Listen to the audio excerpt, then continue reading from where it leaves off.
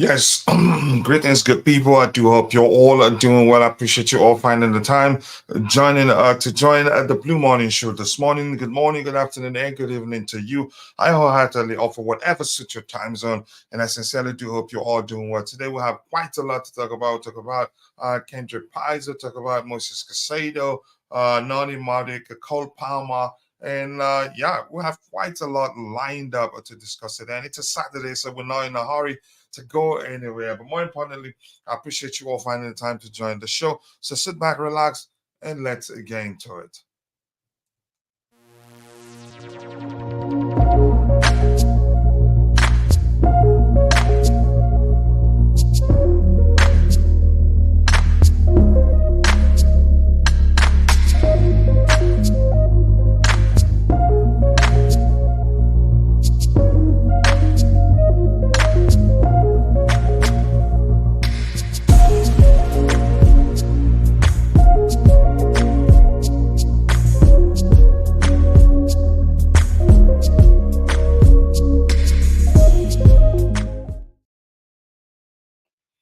Oh my gosh, it just occurred to me that I forgot to make my coffee, but I think I'll be all right. But that's by the way, today, like I told you already, we have quite a lot lined up to talk about. And if you're watching, if you're the one clicking at the heart icons or 100% icon, please keep doing that.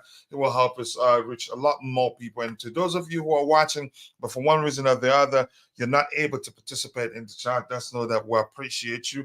And thank you so much, yeah, for watching. You watching does go a long way. But if you can, just do us one more favor, one tiny bitty favor. Please just take a second to drop a like on the stream. The likes do go a long way. The more likes we get, the more the YouTube algorithm will be triggered and will be pushed to you can say triggered to push the stream to more people being interested in the topics we'll have lined up. Without wasting much of your time, I'm just going to say hello to those of you in the chat. Hello to you too, Oscar. The best O2. I hope you're doing well, Ty. You know what to do. Smash the like button, people, and also do subscribe to the channel if you haven't. 8 likes already. I think that's a good sign. Let's see if we can get it to 100 soon. Today, it's been difficult to reach 100 since at the end of the transfer window, but we can only if you can drop the like, drop a like on the stream, and also do share the link to the live stream on whatever social media platform where you have presence. Without wasting much of your time, let's get into discussing the items we'll have lined up. I'm not too sure what to make of this. He said quite a lot, but I think I'm waiting for him to start mentioning Chelsea specifically. But it looks like if you listen to what he's said so far, it just seems as if he's a bit reluctant to mention names. But this one here says Romelu Lukaku. That's Vince quoting Romelu Lukaku, and he says, most of the people in the room know me. Okay. You know that I don't like to beat around the bush. I was speaking time, but if I really said how it all went last summer, everyone will be shocked. What was the biggest nonsense I read that I was supposedly told? I was supposedly told I was going to a certain club, but that didn't make any sense. There were moments when I could explore 5 years ago, explode 5 years ago. I might have done that too, but not. But now I didn't waste any energy on it. It was a moment to be silent and focus on myself. I concentrated on what I do well, play football. I don't think so. As much as I think you're a good footballer, I don't consider you one of the best in the whole world. But that's just my opinion anyway. Here's the thing. He hasn't said much really, but he's saying as if he says what he wants to say, and that a lot of people's opinion about him will change, or maybe some secret will come out. I'm not sure what's going to happen, but my point is this: I think he should just shut up. Even I think it. Well, I read something to the effect of Lautaro Martinez is saying that he respected him more when he hasn't said anything, but now he started speaking. He's lost all respect for him. He doesn't trust him anymore. Here's the thing: we're talking about a guy that his born breaches wherever he's been. At United, I wouldn't say he burnt a breach at Everton. With Inter, he's done that. Even he hasn't even joined. He didn't even get to join Juventus, and yet he's born. Um, he's born a bridge of there too. But that's why the way he has to be the one to deal with it. People now know him as one. When you look back, he can backbite you, or he can betray you, and all that. But I don't want to. You can say waste time on that. He knows how to talk, and especially now that he scored a few goals for Roma, and I think he scored one. Didn't he score one goal assisted by what's the kid that guy or kid that joined Man City, and now I think he scored a few goals. Now he started talking senselessly again. But that's the least of my concern. And Ty has shared the link to his YouTube channel. Please go check it out. Subscribe. Aiming for 1.1k subscribers. Yeah, please. If you're in the chat, if you haven't, Oscar, if you're listening, we don't have too many people in the chat. We have just 3 people in the chat. Go check out his YouTube channel and please do subscribe. Let's help him grow. And we have Tommy Bryan in the house. This is Big Up Coach. Big up to you too.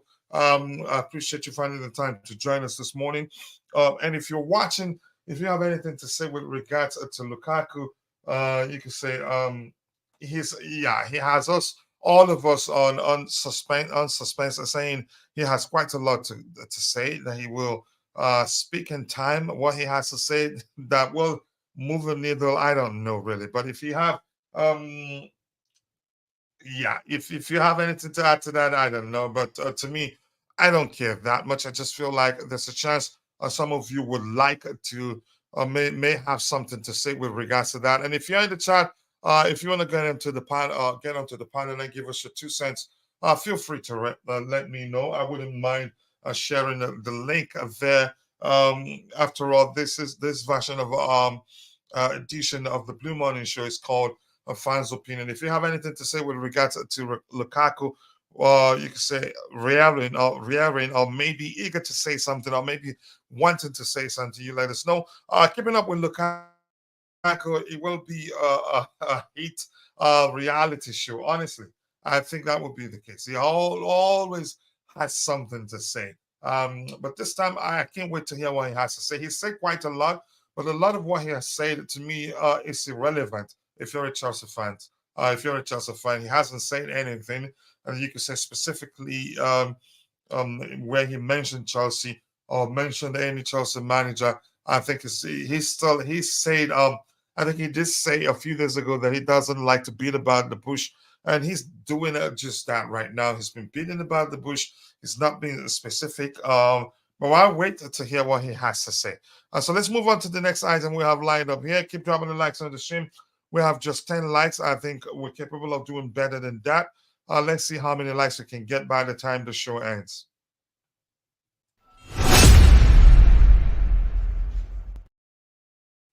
All right.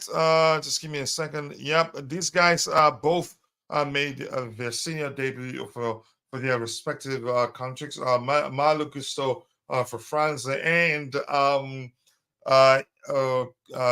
Levi Colwill for England. Here's where this gets interesting. Levi Colwill played as a left back for England, didn't he?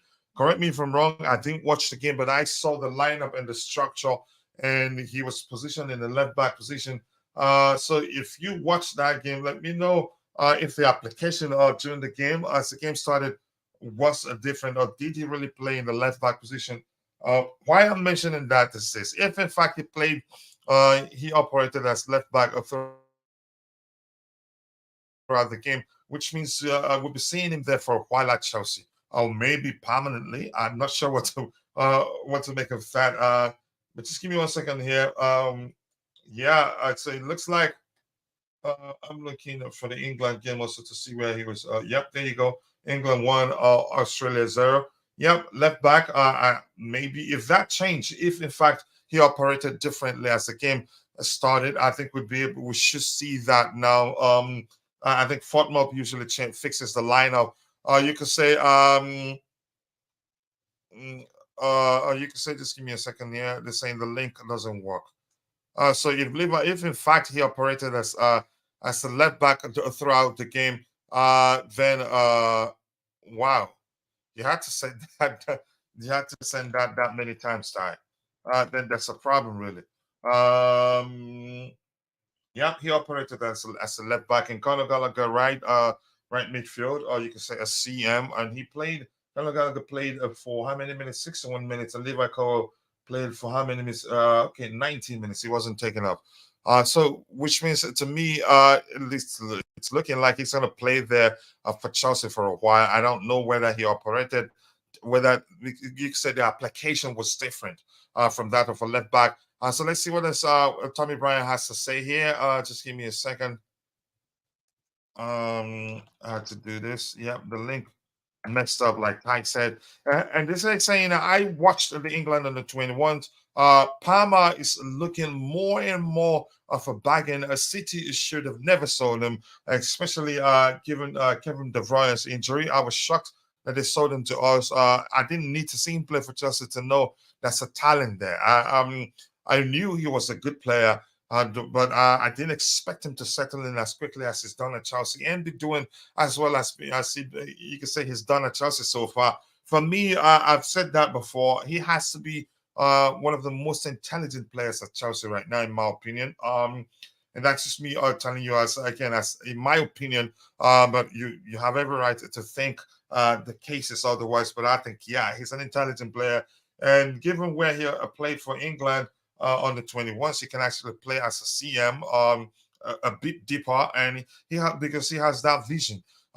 He has that, you could say, that intelligence to always switch the ball from one side of the pitch to the other side of the pitch when things aren't really going well. But here's why I'm concerned: Levi Colwill playing as a left back for England. It To me, I'm not too sure what to make of it. Which means he's going to play there for a while for Chelsea Football Club. Maybe it gets to change when if we the moment what's his name maybe that changes um uh, the moment Benoit Badiashile recovers fully. But I think he should be ready to play after the international break. But I'm not the team's doctor by any stretch of imagination. But we'll see what happens. I'm really concerned about that. Malagusto, good for him. I didn't know. I'm not too sure whether he started or whether he came off the bench for France or whether he played 90 minutes. But he made his debut. I think maybe I should just get up here and see. Just quickly, let's see if he played the whole 90 minutes for France or whether he came in came off the bench. Just give me 1 second. Let me find that particular game here. Okay, there you go. And they beat the Netherlands by 2-1. The lineup here, Klaus. Okay, Klaus started. So he played 88 minutes. Let me see Gusto here. The bench. This is not properly documented. Or did he not play yesterday? When did he make his debut? Maybe in another game. That's close. Okay, that's Griezmann. He's not there, maybe, but I've heard he made his debut. Senior international debuts for Malagusto, France, and Levi Colwill. Maybe that isn't properly documented, but that's by the way. Ty, big up, and I appreciate you finding the time to join the panel this morning.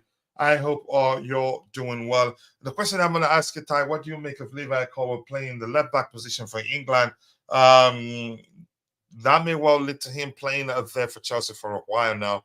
I'm not too sure whether I don't know whether I should even believe myself in terms of that argument. But let's say you Ty, if you're there. Yeah, there you go. You're doing well. Yeah, it's something that I think may happen indeed. I think he may play there for a while because obviously he's playing there at international level, and I would like to think he performs well. Yeah, he has a I nearly rating said Graham of Potter. 7.1. Yeah, I nearly said Graham Potter. Okay, but Mauricio Oh, did I say Pochettino that? will obviously decide. No. I was about to say Graham Potter will play him. Oh, okay. Mauricio Pochettino will play him there for a while because obviously he's performing well there, and obviously he's played him there and he's starting to grow into that role, and he's aware that it takes a lot of work because Mm-hmm. the expectations and the demands of playing as a centre back in comparison to a left back is different.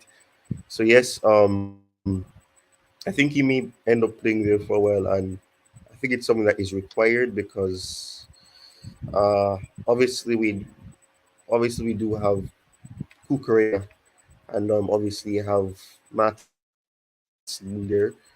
Maatsen may be a player that is played there, or wouldn't be one that you classify as the best option there. So, in a Mhm. sense, we are kind of short on players in that position right now. Chiwadi is injured for 2 months, so yeah, I think it's something that may end up happening. But yeah,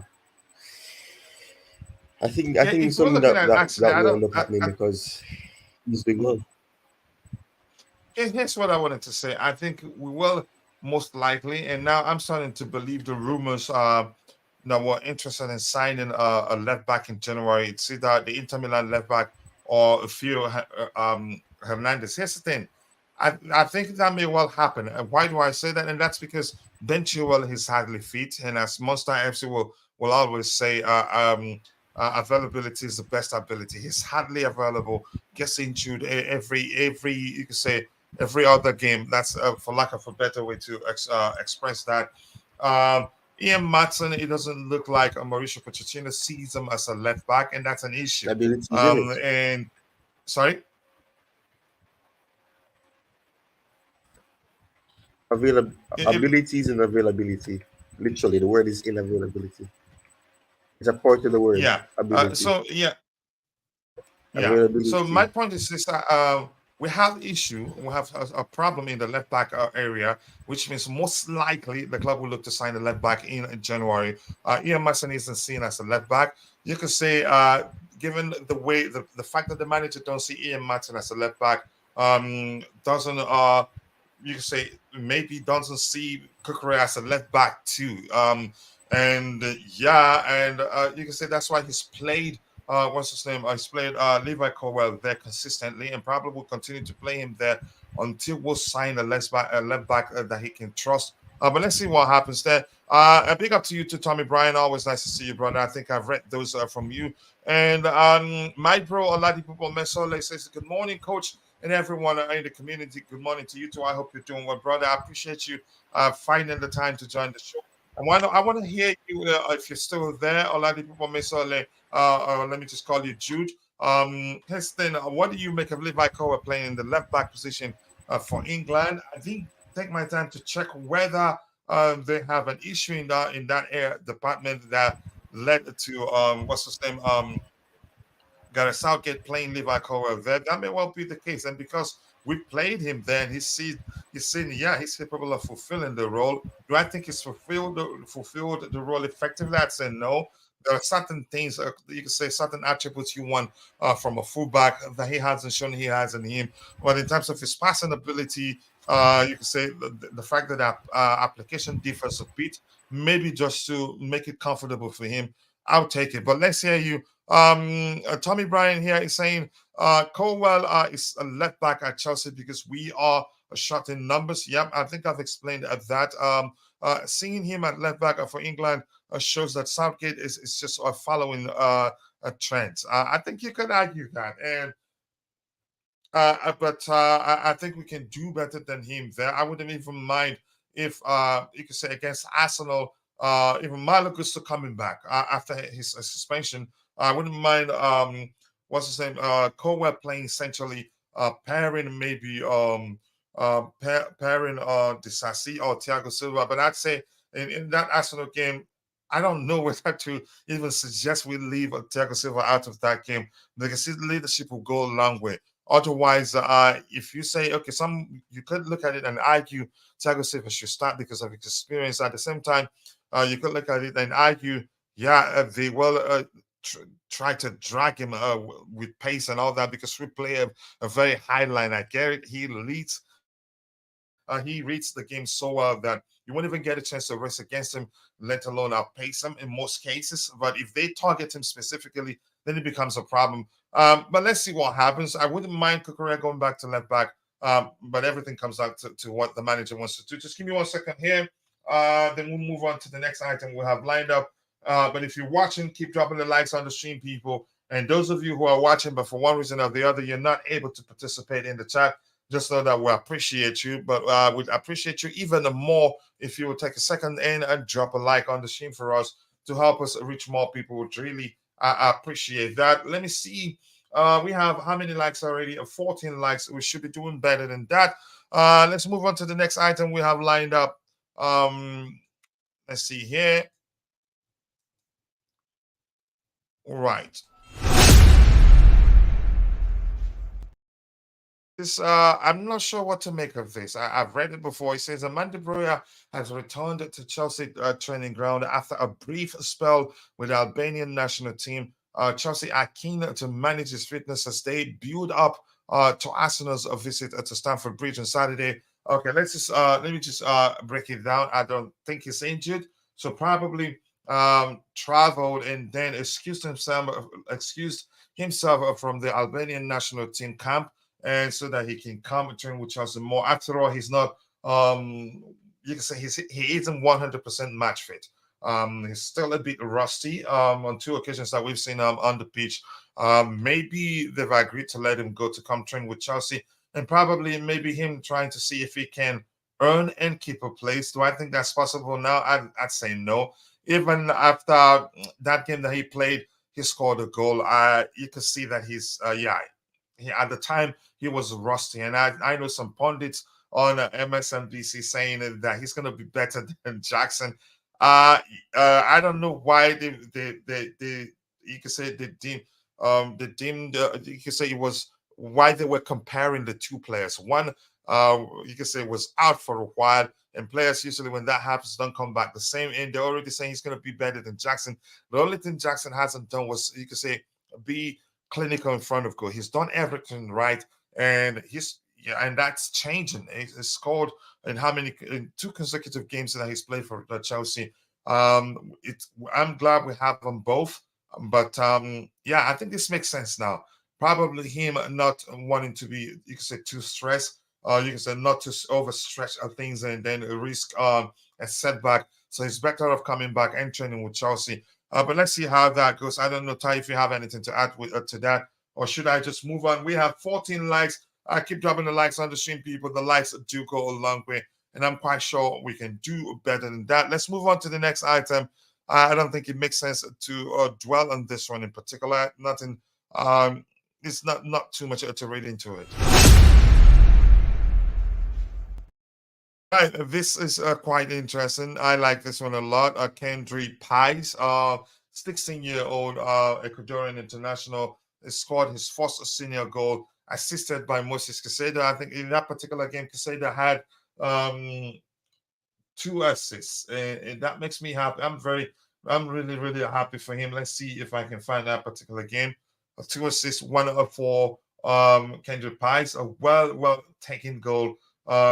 This kid, he's something special, honestly, and I'm glad we signed him. The question is now, how soon can he will he get to play for Chelsea? I honestly do not know, but it's one to, you can say, if you're truly a Chelsea fan, you should follow him and see how well he's doing. Good scouting work by the Chelsea scouting team, and I'm glad he's a Chelsea player because all the clubs were interested in signing him. Yeah, but he decided to come to Chelsea Football Club. So I'm going to look at Casado's numbers in that particular game, and Kendry Paez too. And I'm trying to find that particular game. Unfortunately, I don't want to do that in this in the window here. I think it will cause a problem there. Just give me a second here. Ecuador. And Tommy Bryan is saying Casado and Paez. We are already seeing a partnership brewing. If all goes well, Paez will turn into a game of winner for Chelsea. I think we have again. I'm excited really. I can't wait to see him play for Chelsea Football Club. A brilliant player. So I'm looking at their lineup right now. Casado played centrally as a sitting six, you could say. I didn't watch the game to see how you could say the application of that particular structure. To his right, Paez started to his right, Kendry Paez, and he had a rating of 8.4, probably because he scored one of their 2 goals. Who scored the other goal? Rodriguez. Okay. Okay, let's see. Let's look at Moises Caicedo's numbers in that particular game. He played for 90 minutes, a rating of 8.7, assists, 2 assists. That's excellent. So he has more to his game than a lot of people know, actually. Accurate passes, 36 out of 44. That's 82%. The chances created, 3 chances. Touches, 55. Successful dribbles, 1 out of 2. And accurate long balls, 3 out of 3. He seemed to be good, excellent with long balls, and he picks it. And again, he has a good vision actually, and I didn't know that until he joined Chelsea Football Club. He's that sort of player. When that ball gets to him, he looks to spread the ball. He looks to find a player in a position where we get a chance to do some damage against the opposition, and he's done that on occasions. At Chelsea Football Club, tackles 1 out of 1, interceptions 1, defensive actions 4, recoveries of 5. I think he had an excellent game. And I want to just quickly look at Paez's, Kendry Paez's number. What a player that kid is. Yeah, 8.4 rating, the top rated for Ecuador. 78 minutes, 1 goal. Total shots are 2. Accurate passes are 15 out of 20, 75%. Chances created 1. Shot accuracy 2 out of 2. Touches up 39. Successful dribbles 2 out of 5, 40%. Passes into the final third 4. Accurate long balls 2 out of 4. Yeah, ground duels 1 4 out of 7, 57%. Not bad.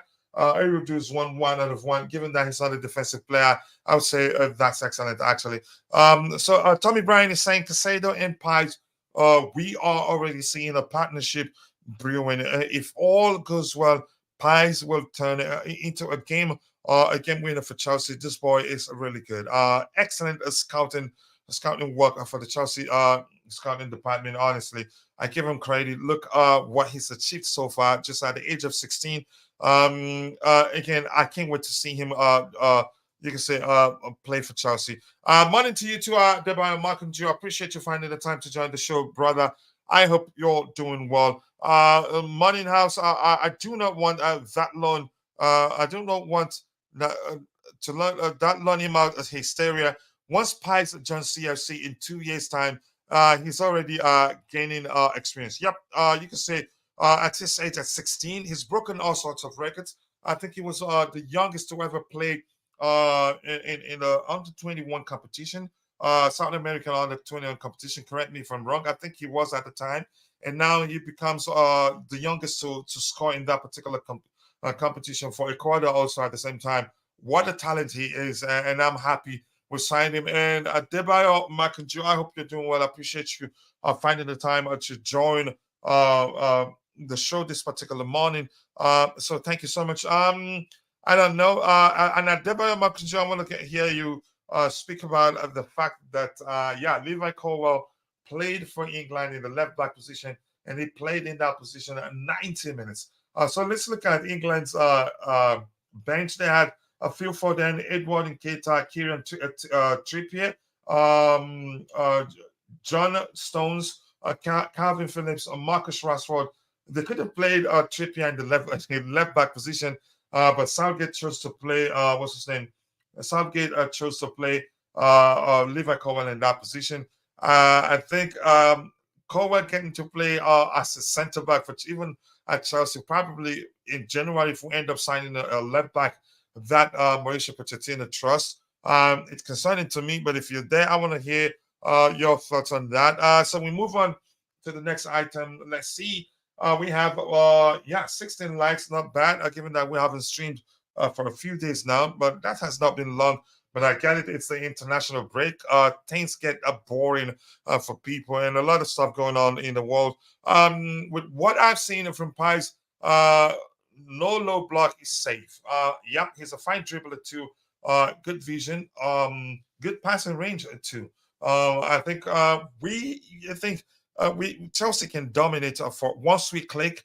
This particular team we have right now clicks, and then in the future we'll start bringing in the likes of Kendry Paez, Angelo Gabriel, and all the top talents that we've signed so far that are not with us right now. I think, I don't think the Premier League and the world at large, I don't think they're ready for us.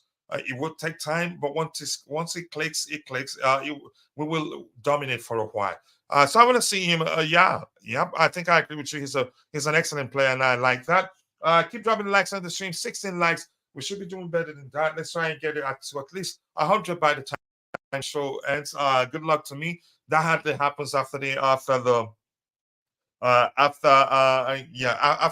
moment the transfer window closes. And another point is that majority of the subscribers we have there were gained through YouTube Shorts. So some of them, are not really interested in long form content such as the streams. But we'll get into that. We'll create more short, you can say, short videos. We'll start doing that at this particular international break. Yep, keep dropping the likes on the stream, people. Let's move on to the next item we have lined up. Let's see what Adebayo Makanju has to say before we move on to the next item. He says, Kachila, it's game over for Maatsen being the lead left back at CFC. It's done. He simply cannot beat the competition of Colwell, Chile, and Kuku. The question is, will he even get a chance to even compete? He hasn't played there at all. It looks like the manager likes him, but he doesn't see him as a left back, and that's a huge problem. And here's the thing: I'm going to say this again. The reason I believe we may be serious about signing a new left back in January is this. Ben Chilwell is hardly fit. What's his name? And Kukurea, the manager doesn't look like he trusts him that much. If anything, we're hearing that the club, that Chelsea are still open to selling him in January, which means that his salary is still a concern for the club.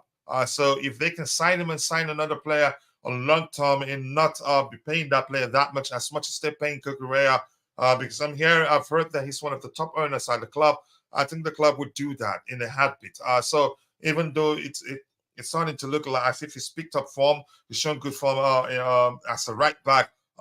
Whether he still has a place in the team, if Gusto recovers fully, and Gusto is back now after a suspension due to that a straight red card. And Gusto comes back, he's back now, and what's his name? Reece James recovers fully, then he has a problem. So I'm not too. I think we actually don't have a left back right now. The only left back you could say traditional left back that we have, it doesn't look like he has a place in this team. So let's see what the club does. It'd be interesting to see what they do in January, but it's looking like the rumors that we're interested in signing a left back, you can say it looks like it's going to happen. So let's move on to the next item. Keep dropping the likes on the stream, people. And if you want to come onto the panel to let us know again how you feel, or give us your opinion on any of the topics we have lined up today, feel free to let me know, and I will share the link in the description section. Let's move on to the next item we have lined up here, people. Keep dropping the likes on the stream. We're 17 likes. We should be doing better than that. All right. An interesting one. You can say there are a shortage of topics to discuss. Yeah, but we have to make do with what we have. Trevoh Chalobah is Chelsea's longest serving player, currently at 5 years and 7 months. Yeah. That's to show you we literally have, you can say, we have an entirely that's a sign. If he's the longest serving, that's what you can say what I get from that particular report. Ty, do you want to say anything? I don't know if that was the case. Yeah. This is actually crazy. Trevoh Chalobah, who hasn't even played much games,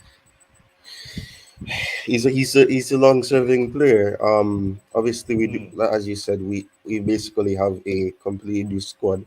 And I mean, I used to say this back when Aspi was at the club, and that was when he leaves. Basically, it's gonna be an entirely new history of players, because Aspi was the only player left that had won the Premier League or had experience winning the Premier League at Chelsea, Mhm. and that was obviously 6 years ago.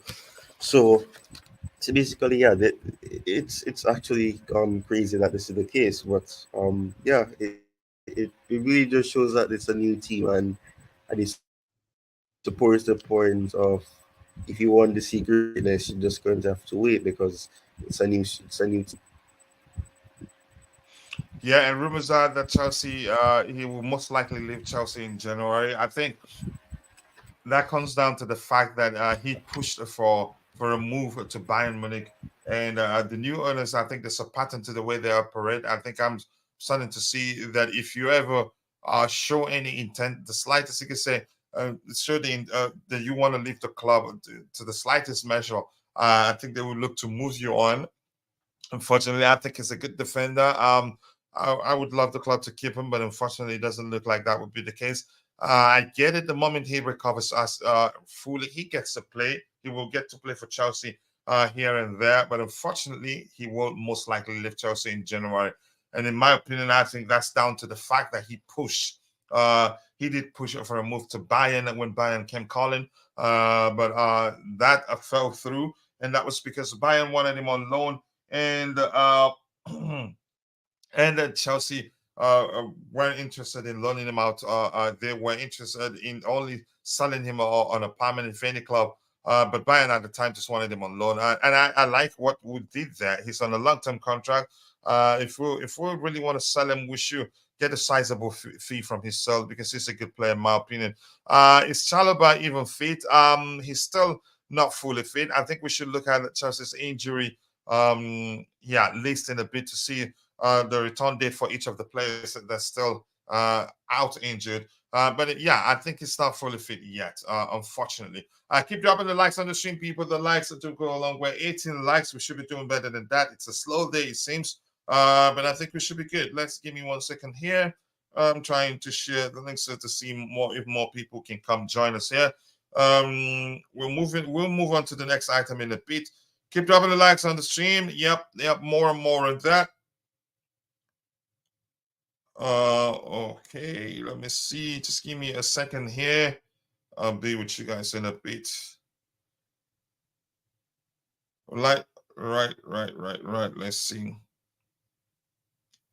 All right, let's move on to the next item we have lined up here. Which is I'm not sure. Just give me a second. All right. Yep. When the what's it called, the Infinite Athlete deal was announced, I think yeah, but you can say a lot of people didn't ask questions what sort of deal it was. It is maybe I think it will just be for the season, and then the following the season after will be another sponsor. And rumors are that Riyadh Air, that the Saudi Arabian company, is still the most serious candidate to replace Infinite Athlete next season.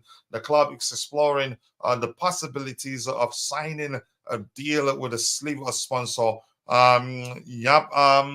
Infinite Athlete is just for a season, more like more like a, you can say, a stopgap. They wanted the exposure, and we were looking at the time we were looking for a sponsor, and yeah, it works a win-win situation for both. They weren't looking to do it long term. They want just a short-term exposure by Chelsea Football Club, and yeah, it works and for a good deal. I think it was 40 plus million pounds. Compare that to the fact that Allianz were offering just 22 million pounds to Chelsea Football Club. Yeah, it just didn't make sense.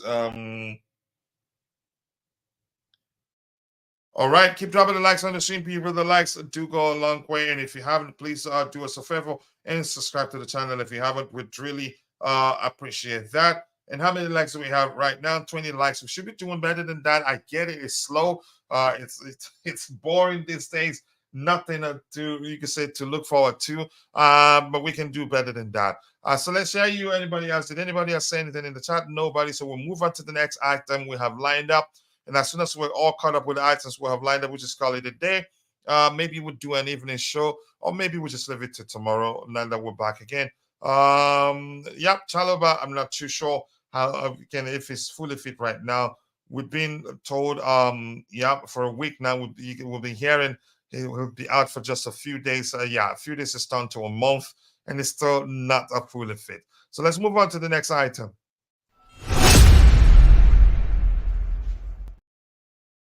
All right. This just following the other one. Trivago will not extend the 3-year deal with Chelsea as a training kit sponsor. So we'll still be looking for a training kit sponsor. Yeah. Let's see who else who comes into play. Let's see. And a lot of people are saying the Riyadh Air deal is very juicy, but they want Chelsea to be back in Europe to get the deal, and that's a major condition. Wow. I didn't know that, really. I didn't know the deal is dependent on whether we achieve a European sport or not, European sport or not. But here's the thing: I still believe we're capable of achieving a European place. And hopefully by January we still make a few signings there here and there. And given the manager's comment, it looks as if we're looking to sign more players in January, and we've been told that he will be more involved, get him the players he wants to strengthen the team, and maybe for certain by the time the season ends, we'll be able to achieve a European place. I hope that happens. But that's by the way we move on from that. Yeah, we're losing sponsors here and there. And Robert Sanchez, wow, he's proven to be, you can say, gradually start proving to be one of you can say most important signing of the season. Forget about the fact that Robert Sanchez has won the Premier League Save of the Season award for September. There are actually a few saves that he made. You can say that, in my opinion, should be they may have considered it, but I'm not too sure other goals that they considered. But he's shown that he's a bargain signing for us from Brighton, honestly. And you could argue that Brighton knew that before they sold him. They knew before they sold him that he's a good goalkeeper.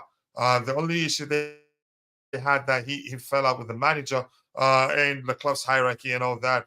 But look how I think you could argue 3 games out of the 8 games we've played so far, he was the reason why we didn't lose the 2 games. We didn't lose that we have. You can say that we didn't lose more games than just how many we've lost so far. It took time. He was you can say his start to life at Chelsea was a bit shaky, but with game after game, we started observing, started seeing that he's actually improving. That the games, you can say a few games, first of 3 games were more like a preseason to him. And he's been brilliant for us between the sticks. I get it. His distribution, you can say, needs to improve, and I think with time also, I think he will improve in that department. I think I did my research before we signed him. He's actually good with you can say he's good at distributing the ball, especially long balls. He's not perfect at it, but he's still very young and can only get better, in my opinion. Let's see. And Tommy Bryan here saying that when international break is on, it's like walking in a desert with no water. That's another way to put it. But it can be boring. It can be boring, and because Chelsea perspective, it's a Chelsea dedicated channel. It's hard to bring in topics of you can say international you can say international matches when you only get to talk about Chelsea players on international duties for their respective countries. We'll start doing that on the other channel, soccer perspective. But right now, we have not been able to do that because we're still looking for willing panelists to come join us, and we haven't, you can say, made good progress in that aspect. You can say that that is a great condition. Since our new owners appear to have a lax expectation, UEFA Champions League spot is a must. The project, excuse, breeds a mediocrity. We also have the players to make top five this season, and the manager has said that we're capable of achieving a European place, and I agree. But let's see, and you can say to me, I've always said even when we lost the game against Nottingham Forest and West Ham United, if you paid attention, I've been saying yeah, we're making progress. It's not been significant, but of late you can say things are starting to fall into place, in my opinion. And you can say, barring the international break, which I argued at the time at the start of the international break that I don't like it because we have too many internationals. We have too many players who'll be traveling to represent at their respective countries, and that's more like hitting the reset button for Mauricio Pochettino and the Chelsea squad, unfortunately. But let's see. I hope it will haven't regressed too much due to the international break. We don't regress too much. I hope let it just be a bleep, and then after a game we pick up where we left up before the international break. In my opinion, yeah. To me, I'm not too concerned. The manager himself has said the priority is to achieve a European place, and that we're capable of doing that. And he said, you can say clearly, yeah, that's the aim. We have to achieve a European place. Keep dropping the likes on the stream, people. We have 21 likes, but we should be doing better than that. Let's see. Just give me a few seconds here. And if you want to come onto the panel to give us your 2 cents, yep, I'd be willing to share the link there in the chat. And Aki is saying Sanchez is better than Onana. You can say that. But one thing clearly, Onana has over Sanchez's ball distribution. But I think Sanchez can also improve in that department. He's, you can say, fairly good. Uh, Given his overall ability on the ball, his distribution isn't that good yet, but he's getting there. Probably a bit rusty, or maybe with practice he gets better. And given the goalkeeper's age, like fine wine, to me, at 25, I think he's still very young and can only get better as a goalkeeper, in my opinion. Keep dropping the likes on the stream, people. I think, yeah, Aki, I do agree with you that, yeah, Sanchez is a better goalkeeper than Andre Onana. And especially if we're going judging by the two goalkeepers' recent performances. I feel embarrassed. Right? I feel embarrassed. I was By what? By voting for Anana to come to Chelsea. And no, not just you. I wanted that to happen too. And it wasn't. He was great for Inter Milan, wasn't he? Champions League. Yeah, I mean Yeah. the Champions League final performance got the it fooled me, but he's been very poor. He's making a lot of goalkeeping mistakes now, and you've seen retired goalkeepers like Schmeichel, who's coming out and analyzing the aspects of his game that is very questionable and things that you weren't seeing at Inter Milan and before that at Ajax, because at Ajax he was one of the best goalkeepers that you'd see in Europe. So it's Even very at Inter, he concerning was right now. excellent for Inter Milan. Yeah, he was, and his distribution has been poor as well. So I'm not sure. It's something's just, I don't know. Probably some players adapt to the league differently, and there's some things, but Would you say it's it's the Maguire actually Kama? surprising. Yeah, Possibly the Maguire Kama, honestly. Because I think he wasn't fair to Maguire, in my opinion. Why should he be calling him out at the time? Unfortunately, but here's the thing. What has happened to Onana is beyond me. I don't know. His, again, like you said, his distribution also has become poor. Lots of high profile errors. I know people were saying, you can say De Gea also had a bad start to life as a Manchester United player. But I think in just a few months as a United player, I think he surpassed De Gea in terms of errors made. When you say that, Ty, yeah, I think yep, I think that's 100%. how And I see it. even and they had not made those type of mistakes. There'll be moments where you try to save the ball and it goes in still, but um, the way that Onana is conceding the goals it's shocking. He's become a living meme. Yeah, unfortunately, I don't know why I'm saying that, but I feel like, yeah, he's suffering from Yeah, Maguire, Karma. The way he treated Maguire, I don't think he overdid it, in my opinion. Let's see what else we have here. Onana is too playful. Is that how you want to see it? Yeah, he says I love goalkeepers who do just goalkeeping. And yes, I am old school. Here's the thing. These days you have to have both. But Onana's problem isn't even the distribution. It's a high profile errors he's made since he's joined Manchester United. I mean, they're countless at this point. And I think I'm quite sure you heard me when I said people were saying even De Gea had a shaky start to life as a Manchester United player, but Onana in a few months has, you could say, probably has made something closer to the total number of high-profile, you say, errors that De Gea made in the entirety of his of his time as a Manchester United player. So that's concerning. Something has gone wrong, and it doesn't look like he will recover from it anytime soon.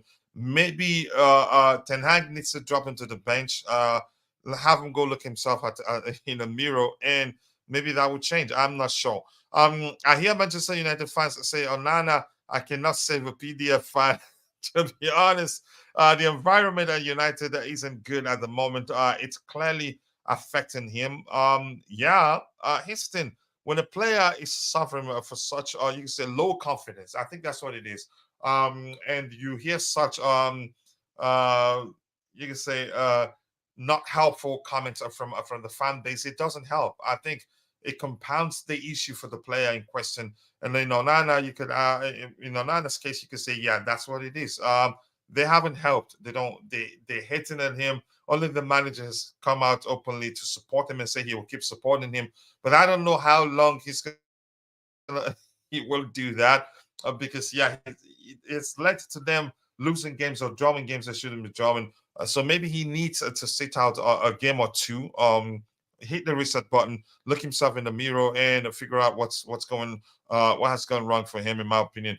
And this says, can we do score predictions for today's international games? Not in this particular channel. Maybe on Soccer Perspective, I'll try to schedule something. Yeah, and it's yeah, no, we're not gonna do that. Yeah, so I'll start scheduling shows like watch alongs will be on Soccer Perspective to help that channel to continue growing. So let's move on to the next item we have lined up here. I appreciate you joining, Chelsea. I hope you're doing well. Let's see, let's move on with one here. Right, congratulations to him once more. Robert Sanchez, he's done well for himself, and I know he can only get better.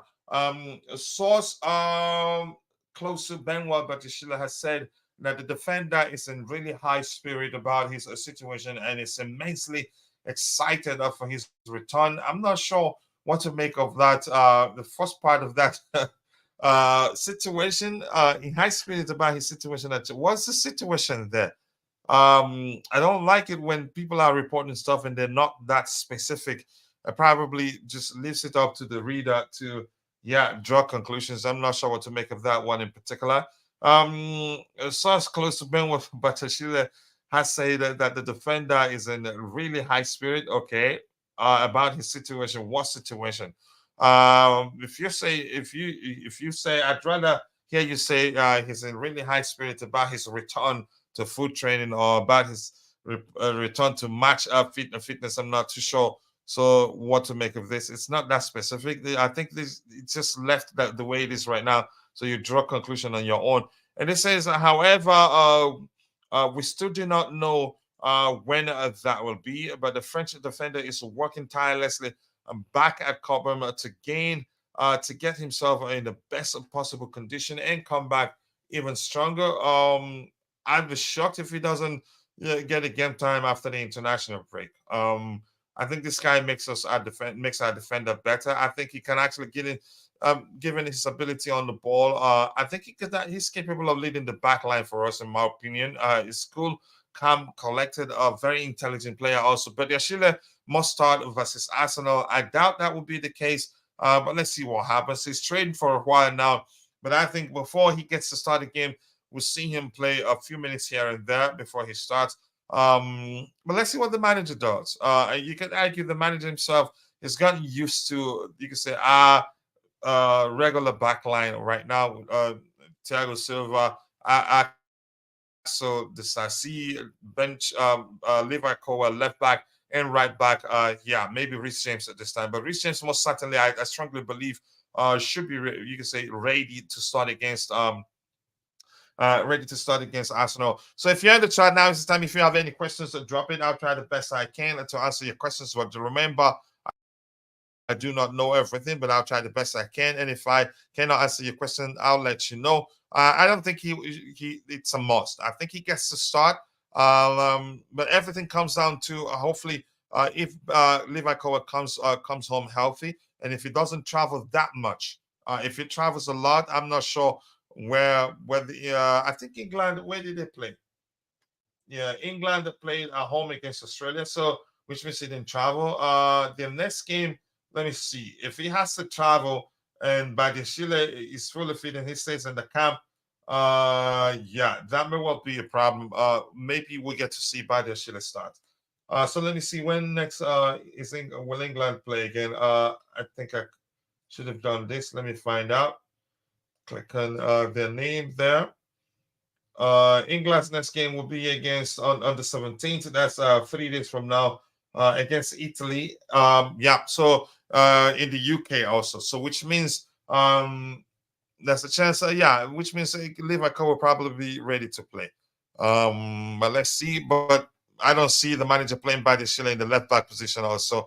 The Sansi didn't travel.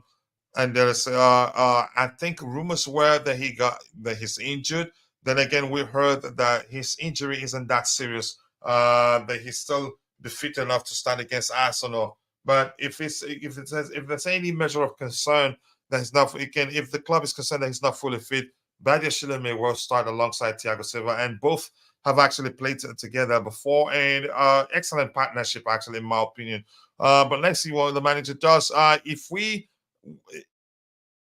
are with a five at the back, Ian Maatsen on left wing too. Yeah, I wouldn't mind Ian Maatsen as a left winger. But let's see what the manager does. Has he even played in that position actually? But let's see. Good to see Badiashile getting back to full fitness. We need him. We do need him. He's an intelligent player. And for me, I think he will make a lot of difference there. Ian Maatsen being linked to move away to Barcelona, that may well happen. And unfortunately for us, we're not going to get a sizable fee from his sale because come January, he'd have just a few months left on his current contract. So I'd say there's a chance. Here's the thing. Two things. There's a chance, or a few things. Let me just use because there's a chance he doesn't have a place in this team, possibly. And the club are just trying to get him to put pen to paper for a long-term contract so that when they sell him, they get a sizable fee from his sale. And there's a chance he wants to stay. And rumors are that he wants to stay. And we're being told that the club has an offer, a contract offer on the table for him.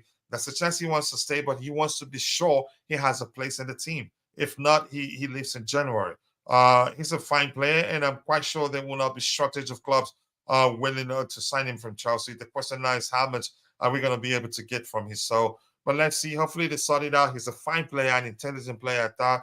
Versatile. So we're seeing that he can play as a 10 in multiple positions. But let's see what the club does with him. Badi Schiller is in the French team, isn't he? No, he's not. He didn't travel. I think he's I don't has he made his senior debut? I can't quite remember. Starting a Badiashile against Arsenal is not rational. It doesn't make sense. I think I agree with you. But there's a chance injuries, an injury, or maybe travel time for Levi Colwill. But the second game will be in England, so I don't think.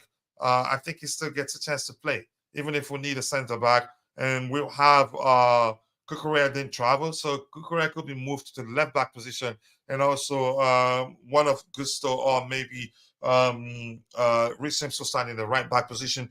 Starting by the Shine against Arsenal is not rational. I think I totally agree with you, brother. We have many defenders for now. He should be slowly reintegrated back into the team. We don't want to risk a setback. As good as he is, and as soon as again, the fact that I want to see him start playing again for Chelsea, doesn't mean we should risk anything. So if you're in the chat, if you have any questions, you go ahead and drop it there. I'll try to address it. If not, yep, I think we should call it a day. We don't have much lined up. It seems things not so much is happening, especially during the international break. I agree, but we need to stop the right wing and left wing. Yeah, that's a good suggestion there. They're good. Arsenal, they're really good on the wings. Yep, they're really good on the flanks. And it looks like Bukayo Saka will most likely be available for that game. I'm not. I haven't checked how long he'll be out uh, with his injury, but we'll find out in due time whether he will play against us or not. And he's done well every time they play against us. Chelsea, okay, Poch loves it slowly and steady in terms of introducing. That first part of that sounds funny to me. Dirty mind, maybe. In terms of introducing players, he likes to take his time, never in a rush. So let's quickly look at, I think we'll round up for that one. Let's look at our injury list. I don't want this to be as slow as it's been in a while right now. Keep dropping the likes on the stream, people. And if you have any questions, put it in the chat there, and I'll try to address it. 24 likes, that's not bad, given the fact that we haven't streamed in a while, and the streams will pick up again. Yeah, let's see anything to look at here. Give me 1 second there. Okay, why is this being this slow? All right, let's find. Let's go Premier League and go to Chelsea, and then see. Go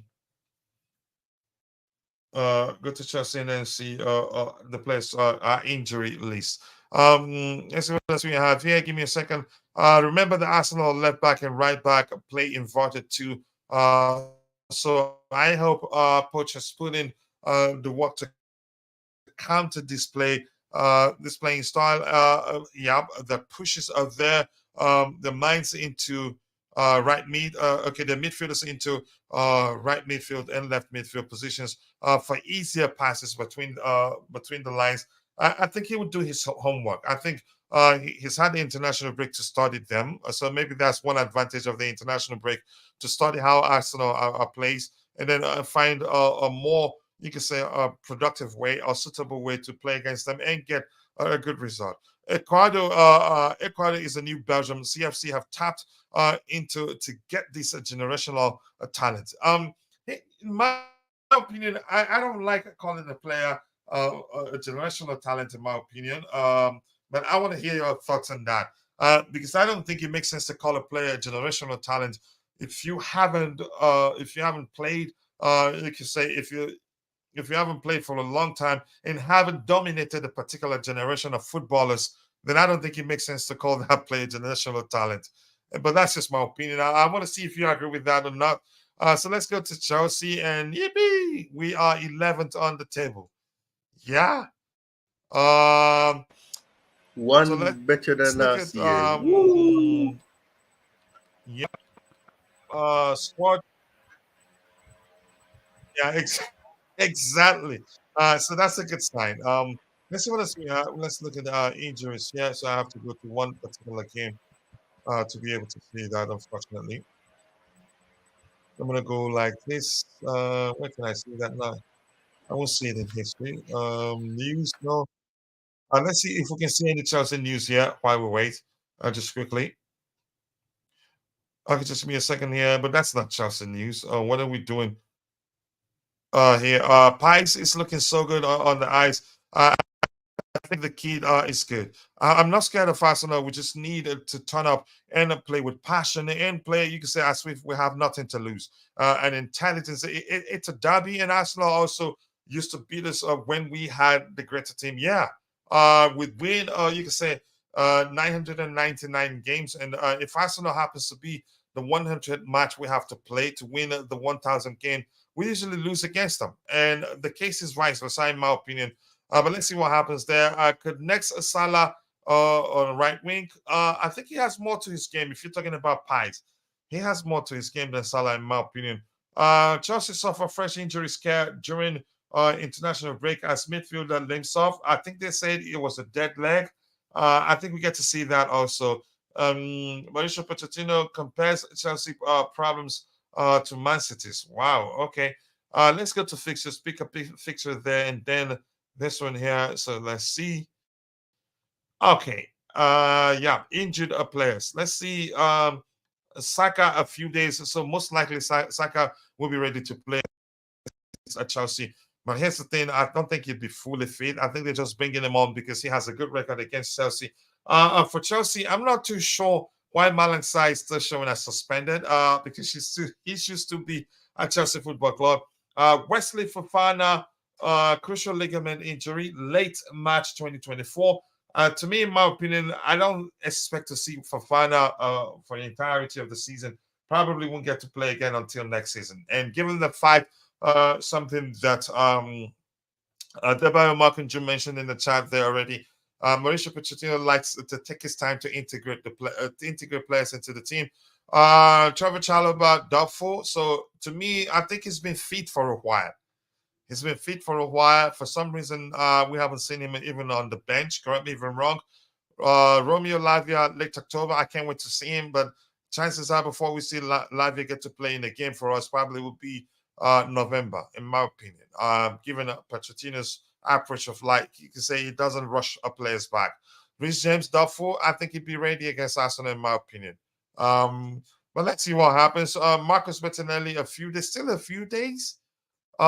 Christopher Nkunku knee injury early November, probably around December before we see him. Ben Weber a few days. I think he should be ready to get a few minutes against Arsenal. Hopefully, things don't get worse or get to the extent we have to, you can say, rush him back. Ben Chilwell hamstring early December 2023. Yeah, Axel Disasi doubtful, so he may well still play. I heard again we were told that it was nothing serious. Palmer was nursing bruise on his right thigh, so I think he'll be all right, in my opinion. He's not even listed as an injured player here, so I think he'll be all right, in my opinion. CFC signing tapping Belgium, Thibaut Courtois, Hazard, Lukaku, and Kevin, Ecuador, Casado, and Paez. Yeah, but one more. You mentioned the three players for Belgium, didn't you? Thibaut Courtois, Hazard, and Lukaku, and Kevin. You actually four players, and we had about 6, 8, 9 Belgian players because we had the three Hazard brothers. We had Charlie Musonda and his own brother too at Chelsea. Good morning, guys. GFC Gavin, guys, please. Can you go and subscribe? Yep, go check out his YouTube channel. Working on some new videos. You can share the link. You have to share the link to your YouTube channel there. Also, you're a moderator, and you should be able to do that. You're a mod there, and also, if you look at Ty has shared the link to his channel on 2 occasions. I'm going to highlight it again. Please go check it out. Subscribe. Let's help him add that much needed cushion on that 1,000 subscribers. He deserves more than that. He has released a lot of, you can say, it'd be right to say a lot of profile videos for Chelsea new signings that will help you understand how those players, how they individually apply themselves on the pitch, and you get to know how they play. Yep, go check it out. And Gavin, nice to see you. I hope you're doing well. Ty, were you saying something?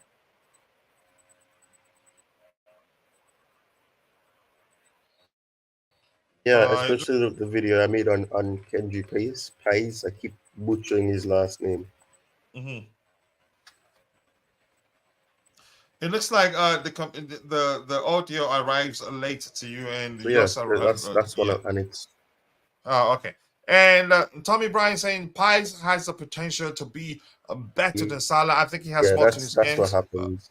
Yeah, I've said that he has more to his game. The boy has first touch of an angel. He's an excellent player, and he's still 16. So I'm glad we signed him. I just don't want us to, you can say, to mismanage his development. That will really piss me off. So if you have any questions or if you have any other topics you want us to talk about and you're in the chat, bring it up. Otherwise, we'll be rounding off soon. Kendry Paez analysis. Yep. Good one. Good one. This is more aligned to us talking, which is we're still talking about him. So go watch that video. Ty explains the sort of player he is, again, his strength and yeah, I think you will enjoy the video. Let's see. It's that time of the year. Jersey is in the house. Always nice to see you, brother. I hope you're doing well. France is the nationality that I think is most dominant in Chelsea after England.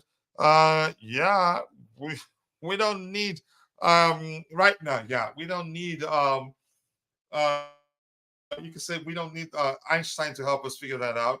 We have we have Wesley Fofana, Benoit Badiashile, Axel Disasi. Am I missing it? Malo Gusto. That's four. Am I missing any name there? Benoit Badiashile. I'll be technical and say Trevoh Chalobah. You why are you trying to give him to the French? So I think four at the moment. Yep, four. Am I missing any other name? No. Well, okay. Yeah. Malik Sai is still a Chelsea player, so five. Yeah. Yeah. Sai is Nkunku six actually. Yeah. So what am I doing here? So yeah. Nkunku is there. So let's say Malang Sarr, Christopher Nkunku, Benoit Badiashile, Wesley Fofana, Axel Disasi, Malo Gusto. So six are French internationals. Yep. Any other person there? No one else. So I think it's six in total. For England, let's just look at it. For England, we have wow. Okay, we have Ben Chilwell, Levi Colwell, the two Colwells, Conor Gallagher. Who else? Am I missing anybody there? Conor Gallagher. Am I missing any other English player there? Yeah, We it said looks we like. said. Sorry, What did you say? You said Levi Colwill and who? I've counted Levi Colwell, Ben Chilwell, the two Wells, Ben Chilwell, right? And then we have Yeah, Conor Gallagher. Who else? Cole Palmer, Noni Madueke. yeah. One I more think Nigerian British kid there. Noni Madueke, Connie Chukwemeka. That's six. Who else? Are we missing any other player there? Six uh, English players. Any other? well, Bettinelli is one, but he doesn't play. Okay, Bettinelli. Yeah, seven English players. Any other one? I don't think It Trevoh seems so Chalobah scarce. eight. Trevoh Chalobah eight. Uh, Yeah, I think we have more English mm. players there. Yeah, that's the truth. Let's see. Yep. Here's the link to GFC Gavin's YouTube channel. Please, if you haven't, Adebayo, Broha? all of you there in No, the chat yeah, that hasn't yeah. subscribed to his YouTube channel, please go check it out. Leslie Gochuku. Yep. Go ahead, Ty. Were you saying something?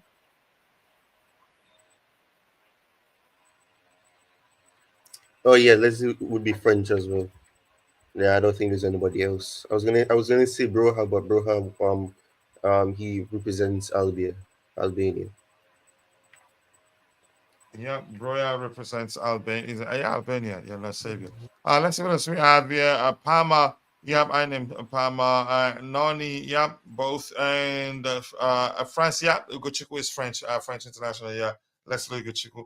And he can still play for Nigeria because he hasn't played for the French national team. But that's by the way, and they're packed in the midfield area. So if I were him, I'd choose to play for Nigeria.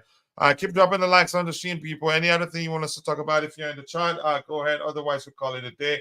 We don't have to sleep here. It's going to get really, really boring because there ain't so much to talk about. Let me see if anything new has emerged. So we'll look at whatever that's new that's out there. And then we'll move on. Keep dropping the likes on the stream, people. Let me check on my friend there, see if he has anything new on Ty. If you see any news there that we should talk about, you go ahead, bring it on. Let me see. Just give me 1 second there. Let me go with Chelsea Dodgers. And GFC Gavin. I think GFC Gavin is actually Jamaican also. So Ty, it's a brother there.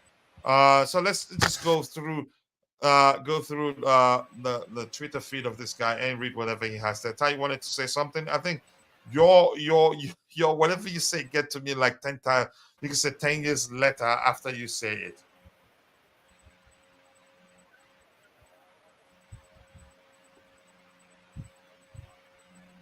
Sorry, I didn't hear part of what you just said. It cut out. No. I was saying, just don't worry. I don't even remember what I said myself. And Noni, you could, everybody saying here, Noni Chelsea prospect. Do people realize that Poch coached him, coached Noni at Spurs? Yeah, I do realize that. And he was too very, very raw at the time, but I think he's improved. Honestly, he has a lot to offer to this particular Chelsea. We've had issues breaking down low blocks, and he has it in him. The way he drives to the ball, he's a fine dribbler. And if any manager will help him to become better, I think, yeah, that manager will be Mauricio Pochettino. Noni has a place in this team, in my opinion. And I'm going to keep saying that. I know you're concerned. You think that's it. No, I think he has a place. And he's an intelligent player and a hard worker too. And he knows that he has a lot to do to improve. And believe me, I think he's working on it. And that's just how I see it. So let's look at a few items here. We are on his Twitter feed, my friend, here 1 hour ago. And this is Nani Madueke, as if, yeah, right on time, so to speak. It says, I look at the best. James Ryder, our analyst, clicked up Mbappe and Salah. So I watch them a lot. So he wants to learn. And I like his mentality. I think he's going to be one player. If we let him go, we will regret it. I can quite tell you at PSV, Sports at the time will look at him and say, why did we let him go? Maybe he wanted to leave Sports, I don't know. But that's a good player in him. He hasn't played consistently at Chelsea. I think when that starts happening, just like you said, Mihailo Modric, we start seeing that he's a player. I get it. He's a bit too raw. And I think with time we see how good he can be, in my opinion. One thing I've got to add to my game is the easier goals. So he knows the aspects where he needs to work on to become even better. The one touch goals, that's what I'm trying to improve. I know I got such a pace, a pace. So sometimes I've got to come down at the last moment to take a breath, take a breath in, and then slide it away. I've just got to keep working, and I like that. He has a good mentality, and believe me, in my opinion, I think he will go a long way in football. It doesn't have to be at Chelsea, but it's one player. If we let him go, we're going to regret it, in my opinion. It's too early to determine whether Rhys James will be fit enough to take any part against Arsenal in Chelsea's first game after the international break. I think he should play. But if he doesn't, Kukurea hasn't done badly. Kukurea probably, I can't see his thing. I think defensively, I think I'd rather Kukurea play. And given that James has been out for a while, probably he'll not be fit enough to perform. You could say to be at his best against Arsenal. So I'd rather Kukurea play that right back on that day, in my opinion. But yeah, if anybody has anything to argue, if you think otherwise, you let me know in the chat. Yeah, let's see what else we have here. Kendry Paez via Instagram. Happy to get 3 points in my first goal with the national team. I am living unforgettable moments that again, thank you for all your support. And the kid, what a player. And I'm glad we signed him. Anything else here? Levi Colwill, just a picture of him. Anything else? Conor Gallagher did play yesterday. I think he played the full 90 minutes for England. Was that his debut? I think he's made his debut earlier. So yeah, he's made his debut. And Conor Gallagher did play how many minutes? Was the Yeah, he did. senior England? Sorry, go ahead, Ty. Yeah, Gallagher had his debut a long time ago. Yeah, so he played he played 61 minutes. And he had a rating of 7.0. And look at him, he's playing as a CM, right hand side of the sitting DM. And that's the area where he does well, the area where he did well for Crystal Palace throughout the season. If he keep playing that, I think you get the best out of him. So congratulations to Levi Colwill for making his senior debut for England, albeit as a left back. Why that is, I honestly do not know. Again, what that is telling us, I don't know, honestly. The competition for position will present a tough, provoking challenge for Poch, something Chelsea should embrace. Yep, we should. I think we should. Letting Noni go would turn out to be another Robin, even another Iron Robin event. He is a baller that needs good coaching. Yep. And I don't think we're planning on letting him go. I don't think so. I think most people made too much of the fact that he went partying while he was nursing an injury, and the manager didn't like that. The manager understands he's a kid and handled it perfectly. And after that, we could actually see them talking during training sessions. I think we have a squad, and I'm glad we have him in the team. I think he will go. He would do a lot better. He would do well for us. Whether Noni becomes a regular player or not hinges on others, such as Palmer and his counterparts are securing their positions. We'll find out what happens. They're two different profile players. You can say Palmer is more of a creator than Noni is. Noni is more of into, you can say, the more direct of the two, in my opinion. You can say dribbles more, runs with the ball more. The possibility of Pochettino switching into a 3-4-2-1 formation is on the table for Arsenal's match, although my personal preference leans towards a four at the back. I think he will most certainly play with a four at the back approach. We haven't played with a three at the back for how many games in a row? Is it 3 games in a row? And that's a lot. I think switching to a back three will create more problems than solutions, in my opinion. But we'll find out in a few days. It's how many days from now? Yes, you can say 7 days from 7. now. Yeah. So you don't need to worry. Yeah, Armando Broja, I think we addressed that one too. We addressed this one. We've addressed that one too. Yeah, this says signing an agreement with Real Air as a short sponsor, men and women's team and academic teams will result in the termination of the global agreement with Oman Air due to the exit clause. Oh, probably look, they're competing. Yeah, the Asian airspace, in my opinion, expectations are up to 60 million a year if they qualify for the Champions League. I hope we get it. So that's a lot of money. The more the reason why you should, yeah, understand how important it is that we achieve a European place, Kendry Paez. So these are all more of pictures after pictures. Robert Sanchez has won. Yep, we know that, and he deserves it. I think he has to be again, he's shown that lots of questions over his signing, really. But he's shown what a goalkeeper he is. And this one, I think I did watch a video of, I think, what's his name? Mikel will be traveled to Abidjan to meet Didier Drogba. They're going to be the host for the next edition of the AFCON competition. And by the way, I want to do a show on Soccer Perspective where we analyze the group and predict who wins the group, each of the groups and all that. So good to see them meet again. 3 brothers there, you could call them. Solomon Kalou and the king himself, Didier Drogba. And the Riyadh Air deal is for 5 years, over 500 million. That's a lot of money. Yeah. Hopefully we we achieve a Champions League place, and that will go a long way for us. We're capable of doing that, and I like the confidence from the manager that he expects us to achieve a Champions League place. So anything else? And this is about Benoit Badiashile. Yeah, we've addressed that one too. And here's this Kendry Paez breaking all sorts of record.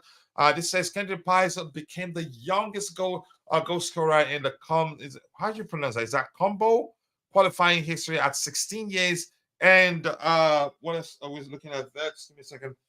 16 years and 161 days to be precise. That's some specifics right there. The key is some talent. And wow, I want to see that union at Chelsea. The fact that he was assisted by our current, you can say, a current senior player in Moises Caicedo. That is something special in my opinion. Anything And else then here got to 2 address? And assists.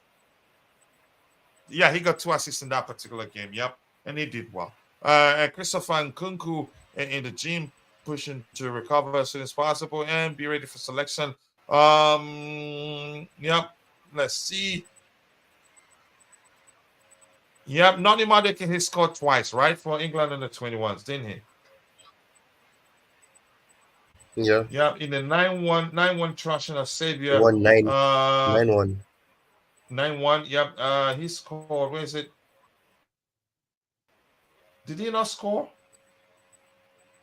Madrid, he scored two goals, 53rd and He did. 59th minute.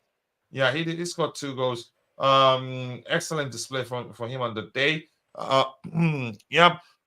It's great to see Noni Madrid having a big impact in scoring for England. It's not been the best of starts for him at Chelsea this season for numerous reasons. Injury didn't help, and the fact that England went all the way at the FIFA Under 21 competition. Was it FIFA or Europe? I think it was Europe. European Under 21 competition, which England won. Um, yeah, so he needed the break, and when he came back, he got injured. Hopefully, he will come back and give Mauricio Pochettino a headache. I think he will. Cole Palmer coming off. Cole Palmer, I don't think his injury is anything serious, in my opinion. And that's it, people. I don't think we have a lot more to talk about here. Okay, let's talk about the nominees. Levi Colwill has made the final shortlist for the Golden Boy Award. Is Jude Bellingham one of them? Okay, the final shortlist is this, I'm guessing. Jude Bellingham, Jamal Musiala, Bayern Munich, Xavi Simons, Leipzig, Antonio Silva, Benfica, Alejandro Baldi, Barcelona, Florian Wirtz, Bayer Leverkusen, um, Benjamin Sesko, Leipzig, and Giorgio Scavini, Atalanta, Rasmus Højlund, Manchester What could United, have been. Levi Colwill, Chelsea. I think it's going to be, it will end up being Jude Bellingham, hands down, in my opinion. But we'll find out. And Jeremy Z here saying, Coach, please recall that I was the initial predictor of Chelsea finishing in the top four, and I cannot recollect anyone else making such a forecast. I think I agree with you. It's clear a lot of people know.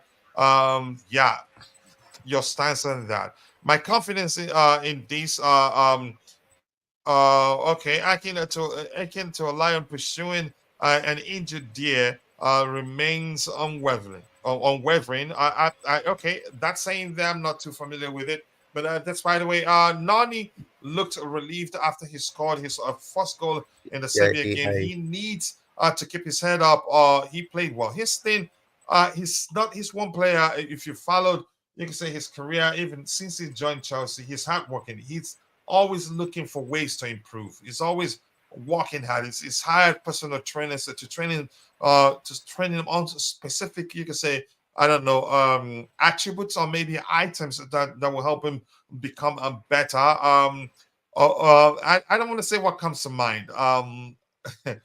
But let me just leave it at this. I think he would do well, whether it be at Chelsea, I don't know. But I hopefully he gets a chance to prove himself at Chelsea. Ty, were you gonna say something? Let's hear you.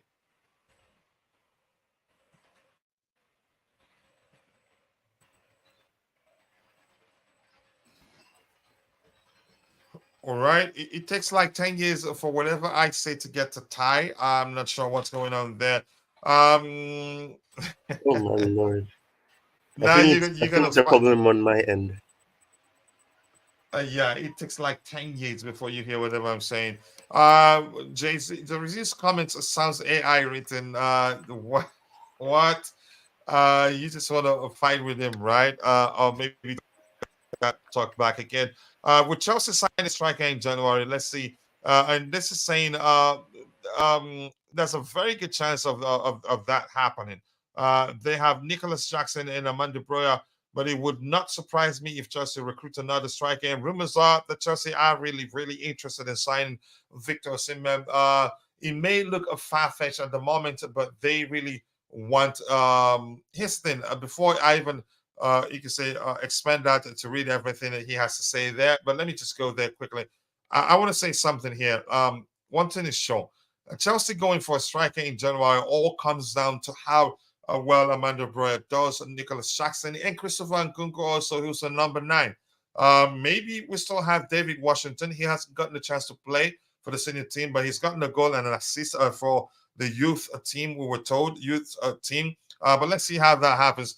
I don't think for something we'll go for a striker in January, but there's a chance we do that. But everything comes down to how well we do.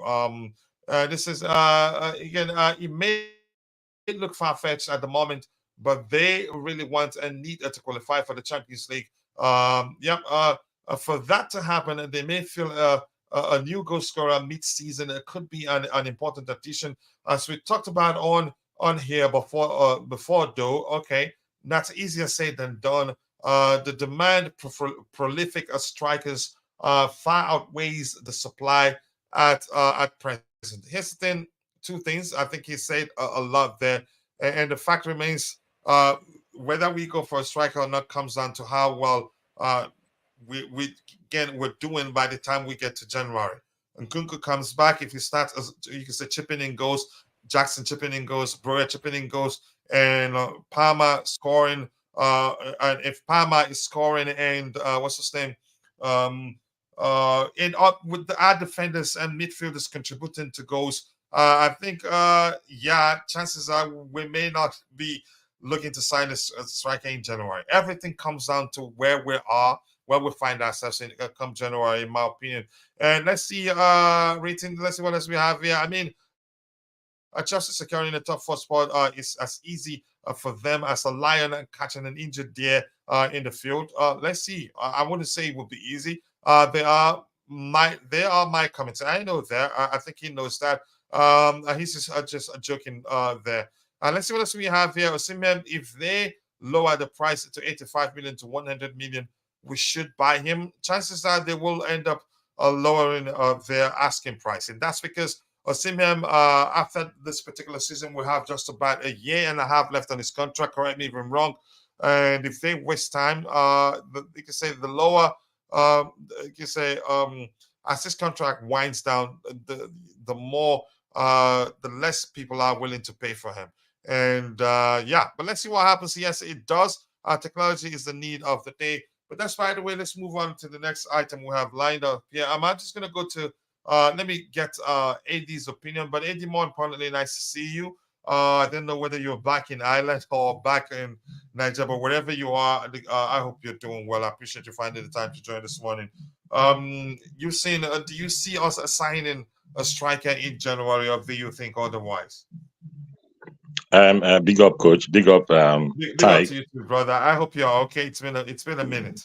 Yeah, it's been a while now. Yeah, I was back in Nigeria for a while. Got back there about 2 weeks ago, but I've been kind of busy. But good. It was a good trip, and I'm happy to be back here in Ireland. So excellent. It's thank God for Johnny Messi. And I missed out a lot on football. To be honest, I didn't have time to watch matches. I was so busy, so I missed out a lot. That's why when I got back, I didn't just want to jump onto the show, just not to be blabbing and just saying things that I'm not acquainted with, So just took my time to understand what's been happening with the football club and all. But good thing we have 3 wins on the bounce, which is good for us. Yep, 1 cup game and 2 consecutive Premier League. That's very good, yeah. Yeah, and not easy wins as much as anybody would like to think otherwise. I think those weren't easy wins, especially if you talk about the fact that Charity FC is well and truly in existence. We did well. Yeah, but let's hear you. Yeah, I mean, that gives confidence anyway going into the game. I mean, we are most fans now reading from what we are thinking about going to Arsenal's game. It gives confidence going to that game, to be honest. We're in a better position now than about a few weeks back, So going to play Arsenal now is like we have more confidence. Just hopefully most of our players come back fit and not injured. So yeah. So the question is, do you think we'll sign a striker in January? You've heard my argument. I think everything comes down to where we'll find ourselves come January. If we're doing well, scoring enough goals, I don't think there will be, because the fact is, if we're going to sign a striker, they probably would be going up for you can say a top tier striker, which will cost a lot. But let's hear you. Yeah, and the 2 strikers that have been linked to Chelsea so far, Ivan Toney and Osimhen. And the talk has been that it looks like Ivan Toney is tilting towards Arsenal. It's more like towards Arsenal. So we are left with Osimhen. And if he's made no secret his love for Arsenal. Exactly. So I think it's only Osimhen that is there for us to sign. And based on reports, Chelsea were not thinking of going for a striker, even in January. But I think what it's thinking about is that we might just try as hard as possible to push for the top 4 or top 5, whatever it is, just to get into Europe in the Champions League, because that will help. We can't afford not to get into Europe another season out of Europe. So that's why they're thinking about it, that we need a striker to just push that for us, depending on how the performance goes from now. And I think, to be honest, I think we need a good striker because And the I mean fact I that know yeah, go ahead. I'll let you draw. I was going yeah to say quickly the fact that us achieving the European place is tied with how much we can get from our next shirt sponsor, uh, the Riyadh Air. They can pay us up to 60 million a year or 500 million in total for how many years I can't quite remember. But we have to achieve Champions League, European football. But go ahead. yeah, which is very key. That's why they thinking. I think that's why they're thinking about getting a striker to ensure that we push that over the line, to ensure that we are in Europe. Because if we look at the league this year, it's very tough. It's so tough. And Mhm. just as I always see with Chelsea, when it comes to close to transfer window, our players seem to play very well. Soon as the transfer window closes, performance just dips. I don't know why. So we cannot, even if going forward now from now till that time we start scoring, I think we still need a striker just to at least give us that assurance, in case performance or injury as well, just to give us that cover because we are creating chances. The stats show that we are creating chances, but we need to be finishing our chances. Like the last game against Burnley, I mean, we're clinical. Scoring goals, that's how to put games away. And it gives your defense. As I always say, if you don't score up, if you don't score goals, your defense will be shaky. It always happens. That's what football is about. So if we put our chances away, then the defense will look solid. But when there's pressure, like you're nil-nil going into game, that's why we lost to Aston Villa and to Nottingham Forest, because we allowed them to stay in the game and they took their chance. So it's always very bad. But when we take our chances early in games, it knocks the wind out of the opposition. So that's always the case. So we always need to, I think if Osimhen, I think it'll be very, very, very difficult. But I'm not ruling out anything, to be honest, because of what would I say now? The trouble he's having with the club, about whatever went on with them, the social media aspect and everything about him. So I think there's a window for us to be able When to you push. said they've moved on from that, I don't think so. Yeah, I don't think he's because completely gone. he's also released a statement declaring his unwavering love for the people of Naples and all that. And the club changed. They released a second statement because the first one, no admission of guilt. Even the second one, no admission of guilt. But let me hear you if you think you say they haven't settled that. No, I don't think so. That's all PR. Obviously he plays for them. He cannot come out and say otherwise. Otherwise, the fans will get on him. All these Italian fans, they are not forgiving at all. They don't care even if it's their player. They get on his back straight away.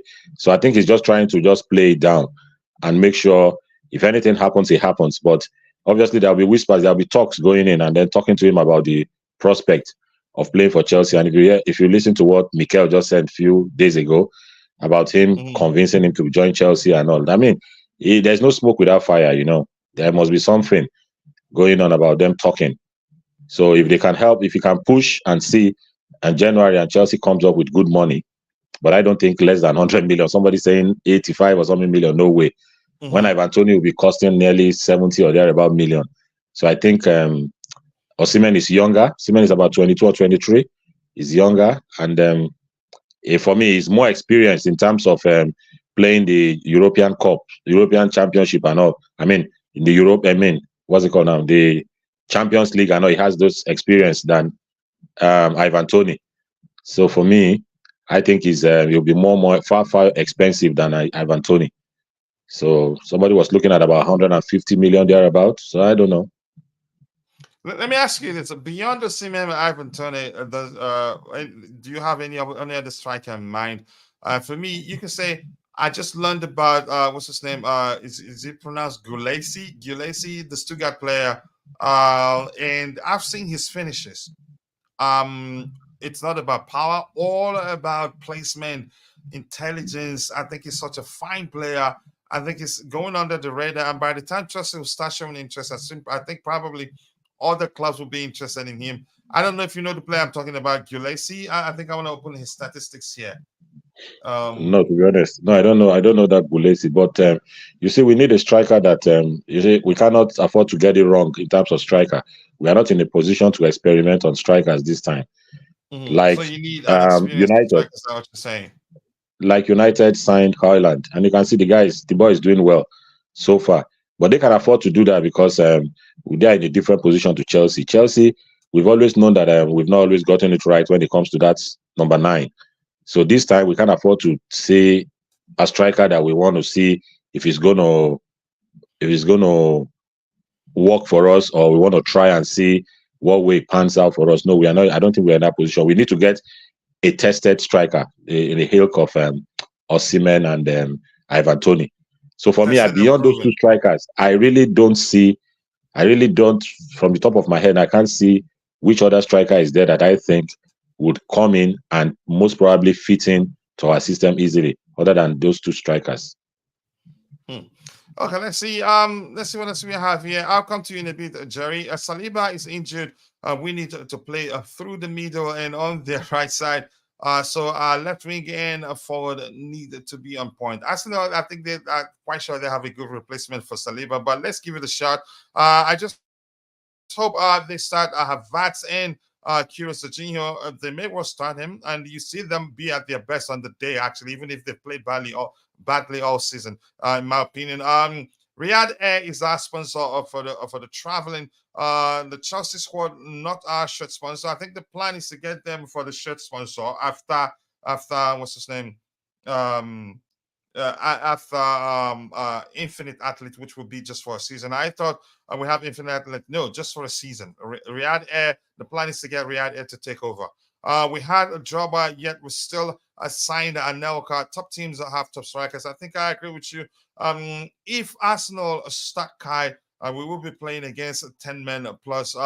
We should capitalize on Zinchenko's side when we attack. Do you think he starts Zinchenko against us? We'll find out. But here's the thing. If Kai plays against us, you will see him play his best game since you've known him. I'm going to let you know that it's a psychological thing. Coach, such a thing cannot go away from Osimhen's mind. It's best for him to leave. Imagine how awful Maguire is. Man United did not make such video. Yeah, I think I agree with you. He'd be better off leaving Napoli. But let's see what he does. Maybe he's just playing it safe. He wants to leave, but he can't force a move right now. Probably the only way he gets a move is not to sign a new contract. Which formation does Osimhen play? That is a likely indicator how he may perform at Chelsea. I haven't actually taken the time to look at that. The formation that Napoli plays predominantly. And did I hear that Napoli are looking to hire Conte, but Conte isn't interested to come back right now? Did I not hear that? But just give me a second. I'll come back to you in a bit. Let me see. Syria. Let me see the formation they played mainly. I'll get to that. I'll try to answer that in a bit. Just give me a second here. Okay, there you go. Napoli here. Let me see if I can. Okay, let me see. Napoli. Even Osimhen is injured actually. Let's see the previous games. This one here. What structure did they play here? Okay, 4-2-3-1 structure.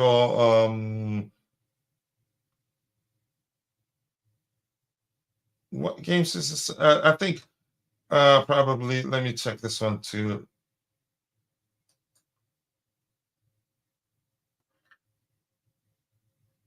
Yeah, 4-3-3. I think they mix it up. It depends on who they have on the pitch. I think I'll take my time to check it. 2 games alone will not be enough. Yes, see, Osimhen has less than 2 years left on his contract. After the season, it will be even less. By January, can he still cost up to? Yeah, by January, it depends on who you're dealing with. Yeah, De Laurentiis doesn't care whether that player has about 10 days left on their contract. But it will be less. He will go for less in January if he doesn't sign a new contract. Otherwise, he'd stay and wind down his contract. I'm quite sure he's probably ready to do that. But they're not going to treat him fine. So let's see what happens. Can he still? Because probably it depends on who you're dealing with, like I've said. Big up to you too. Make sure you hit the like button and also do subscribe to the channel if you haven't. I appreciate you joining us this morning, Tobeho. If you don't mind, please drop a like on the stream. And also do subscribe to the channel if you haven't. And this here is saying, and please go check out Tibeho's YouTube channel. So he will share the links to his channel in a bit when he gets a chance. Let me see. Travel sponsor is Oman Air. Yep, that's very correct. And 4-3-3 mainly. You see why I said I wouldn't just jump to say to the conclusion that they play 4-2-3-1 mainly. I think it depends on who they have on the pitch. I don't know. But yeah, that may well be it.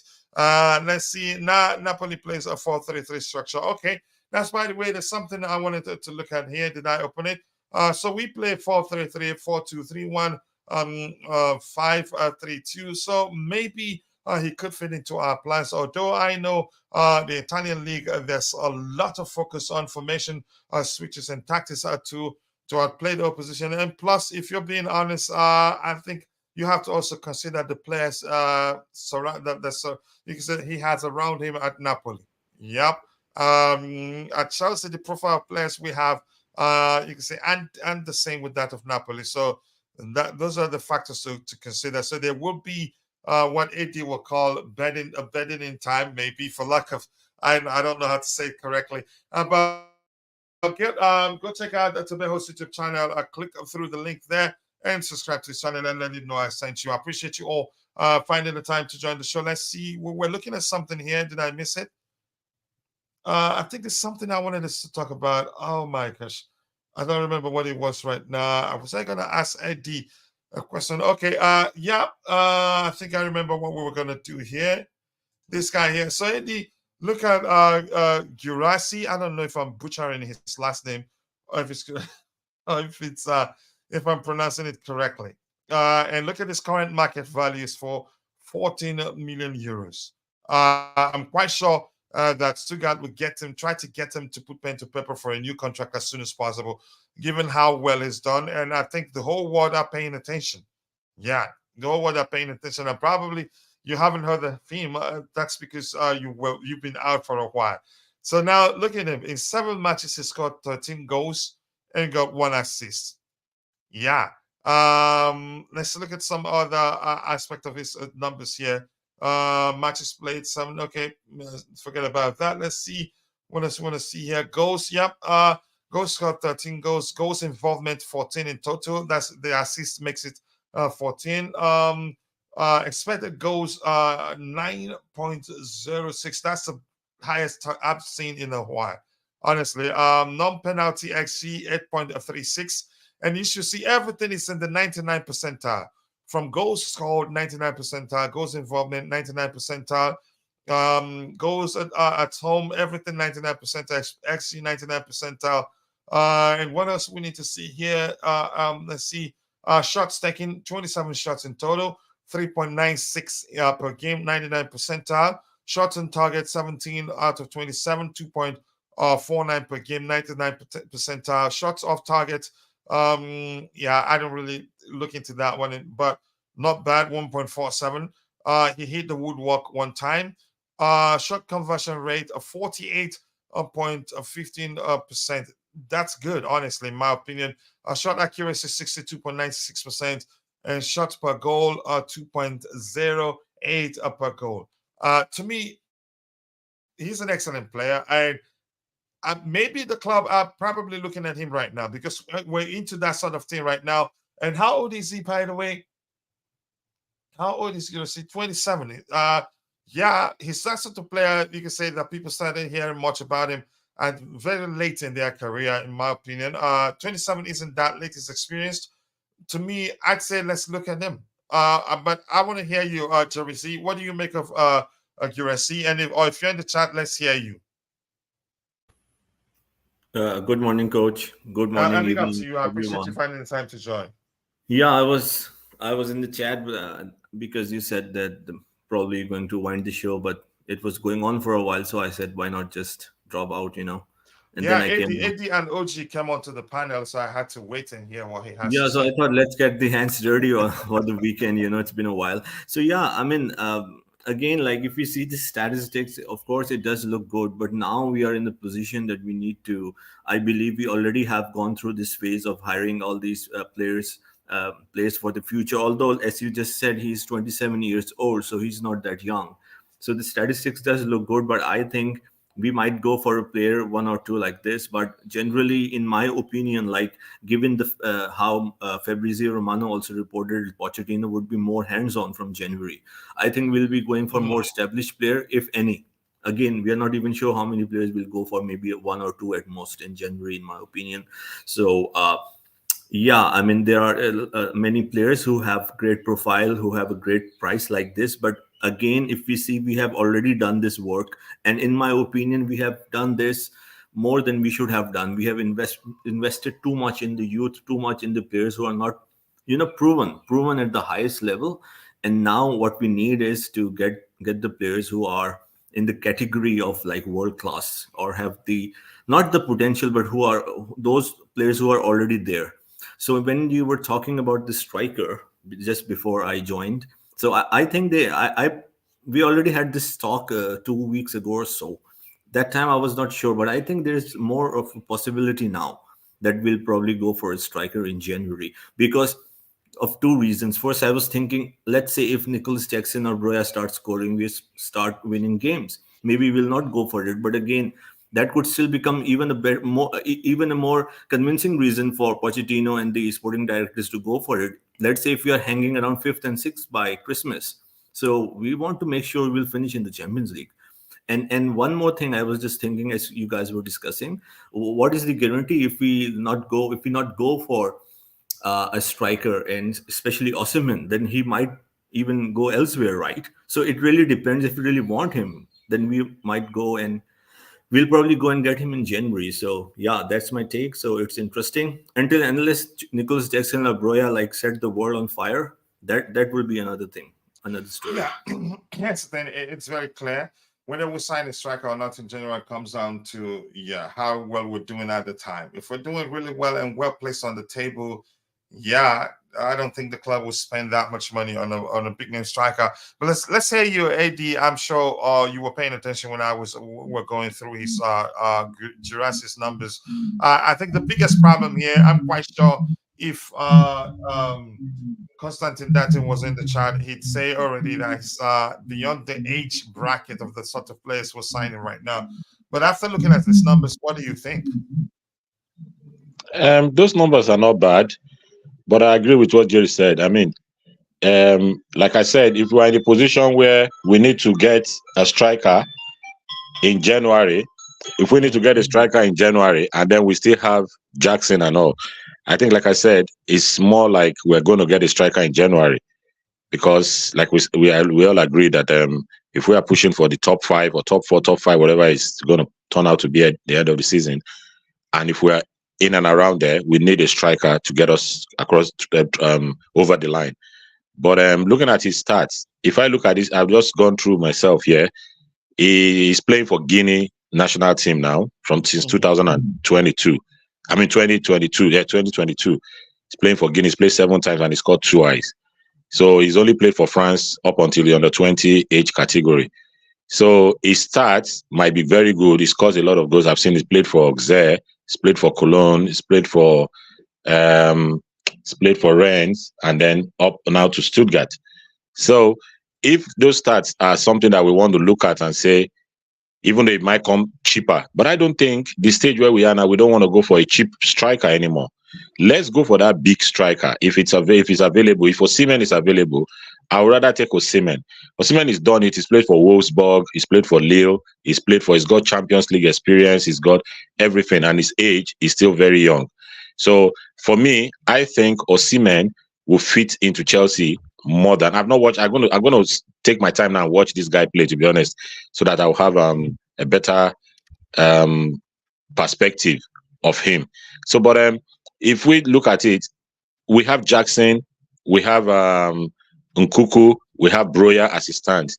So injury, we don't know how Nkuku is going to come out. He's going to come towards the December time or thereabout to come back playing. We don't know whatever is going to happen. Jackson will be away for African Cup in January.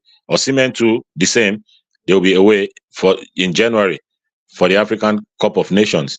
So if those two strikers are not there, Jackson is not there, and say Osimhen, if we want to get Osimhen obviously will not be there. So we're going to miss out that January time for both strikers. So we need Broja and Nkuku to be fit. So it's kind of a tough one for us. If you see where I'm coming from, in January, because they're going to go for a month. Yeah, I think it So makes sense. You make a good sense. I think I think we all can agree that everything comes down to how well we're doing at the time. If we're exactly, doing well, chances are the club will not look to sign any striker in January. But let's keep exactly. yeah. But I Let's know keep they'll look far. The club will look far because I've not looked at it. What fixtures do we have January period when they'll be gone for 4 weeks? If it's a thing that we can cope. So for us to sign Osimhen and him being away, it's gonna be a tough one for us as well because we're signing him to push us through from that January window, but he's gonna go away for 4 weeks. So I don't know what way that's gonna play. So we need It doesn't make Nkuku. sense. We're gonna need Nkuku and Broja to be fit all through, or probably we have very easy fixtures that period that we can actually the squad can cope. I mean, but we are good enough. The squad has, even if we miss those two, even if it's Jackson that is gone, because we don't have Osimhen, so we can't really say he's our player. So say Jackson is gone, we should be good enough to be winning games while he is away or they are away. So, but I think rather than going for Guresi or this lad, if Osimhen is there available to go, rather than seeing him go to a different club, I think we just go all out to get Osimhen. Osimhen is not that kind of static striker. Osimhen can play off the wing as well. Osimhen doesn't stand as that traditional number 9. He plays. That's why if you watch Napoli, was said there 4-3-3. That's what they play. So he fits into 4-3-3. Fits into the 4-2-3-1 system. He's adaptable to systems like. So I think Osimhen is very, very good. Yeah, here's one super point you made right now that I paid attention to. Is the fact that I don't think we'll risk paying that much money for seeing him and then he stays out for a month. It just doesn't make sense. And at a time where you can argue we need him the most, Eddie, we're getting the feedback from your end. And also something else is this: I don't think it makes sense for us to have two strikers, Nicholas Jackson and Victor Osimhen. That is, if we end up signing Osimhen, and then every time the AFCON competition comes around, we'll be missing two strikers. I think the club will consider that. Even if Osimhen becomes available and cheap, it will still be something that the club would take seriously. They don't want a situation where every time AFCON comes around, we'll be losing two of our top strikers in Nicholas Jackson and Victor Osimhen. I think it just wouldn't make sense. So right now, I think anybody thinking that Chelsea will end up signing Osimhen should actually consider that aspect. The fact that we will lose Jackson in January and then also lose the Osimhen will also be available to play for us in January. Then why sign him in the first place? I haven't actually thought about that. And also, Guirassy himself, as good as he is, I don't think the club will consider signing him. I think clubs do consider, when are you going to be available? Especially now that we're pushing to get a Champions League, achieve a Champions League, get a Champions League place by the time the transfer window ends. Keep dropping the likes on the stream, people. Also, Italian league, the next most physical league after Premier League, so he will be more accustomed to the physicality aspect of the game. I'm guessing that's what you wanted to say. Mihailo Mudryk, a masterclass incoming in 35 minutes. Oh, is that when their game starts? Okay. Guirassy scored against us in the Champions League. I didn't actually remember that. I think he's a fine finisher, but right now, Eddie just made me realize something, and I think the club will consider that. We don't want a situation where we have two players who'll be leaving for Alcon, two players from actually the same position. For instance, if we sign with Osimhen and we have Nicholas Jackson, and then in January both will leave for AFCON, because Nigeria will always be there, and Senegal will always be there. It's difficult. They hardly miss AFCON. They always qualify for AFCONs. And if we sign Guirassy, the same thing. So it just doesn't make sense. So Eddie, thank you so much for bringing that, highlighting that aspect. Says, I like Guirassy. Is that how you Guirassy? Fun to watch and never stops taking his chances. He's a senior citizen, but let bloomer. We've seen that in football. Didier Drogba is a prime example of that. But the question is the fact that he also will be leaving in January for AFCON. I don't think the club would like to sign him, no matter how good he is at this point. It's a huge risk, in my opinion. We should not buy anyone in January, otherwise we will pay we will pay premium. It depends on who we're looking to sign, and yeah, you will always pay premium in January. So I agree with you. Yeah, people don't like each other there. We should buy Victor Osimhen. How about that? And we have this guy. Yeah, I hate to love. He says, but the blue to forget, much love to you anyway. He says, Coach, I've noticed that you've been streaming part-time, knocking off work early and taking days off. I am watching you. You need to move like Gallagher and walk on your distance covered stance. Just go away. You know I don't like you. But that's, by the way, yep, the international break is very boring and there aren't too much to talk about. Sometimes you just come and you hate starting the show. Yep. But we'll do it anyway. I just something came up. I had to take a break, and plus it's an international break, so it's an easy period of to take time off. This game against Arsenal might be the biggest test for Poch. The players more also. It could also be the biggest test for Arteta. Yeah, it's the biggest test for him. Yep, that's the truth. Let's see what else we have here. Anything else? Yeah, they're cooking me. That's what they do. Santiago Jimenez is available too. OMG, what a kid. Lots of players will be available in January, but the question is, you can say, are we willing to pay the asking price for each of them? Good thing in January we will play 2 league games, so I wouldn't mind a Victor Osimhen, but Santiago Jimenez is good too. Let's see, no more Ivan Toney. It seems like his gambling thing is a risk, always a risk. Whether he's overcome that, there's no way to tell. To be honest, Chelsea don't need a striker. If injuries stay out of the way, and if you say the players will have start scoring, the wingers chipping in goals, the midfielders chipping in goals, the attackers chipping in goals, the club may not even consider signing any attacking player in January. Chelsea should make top 4 with what we have, because the injury crisis is the whole season why Chelsea struggled. You could argue that. Yeah, let's see what else we have here. Anything else to address? VAR decision dependent. Okay. Mike Dina, all that. When is Nkunku getting back to the team? You can say December. Probably December ending. And that all lie at me. I can't be my Niger brother. I appreciate you joining. Let's see what else we have here. Yep, around December. International break. You should walk in an injury list from a Premier League. Let's see what happens there. Keep dropping the likes on the stream, people. The likes do go a long way. Anything else? If you're in the chat and you have any questions, drop it there. Let's hear you. And AD, while you're still on the panel, let me ask you this question. Levi Colwill played left back position for England. Is that an indicator that probably he'll be playing there for us and there for a while? And if we're being truthful, the manager doesn't trust Ian Maatsen as a left back.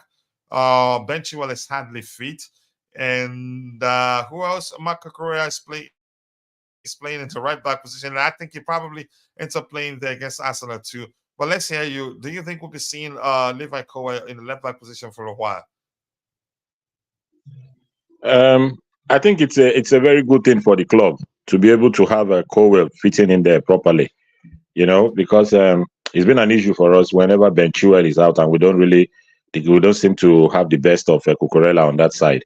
So Colwell coming in there gives solidity, even though attacking wise, I don't think he's the best, giving us that attacking width going on that left side. But he's got good crosses.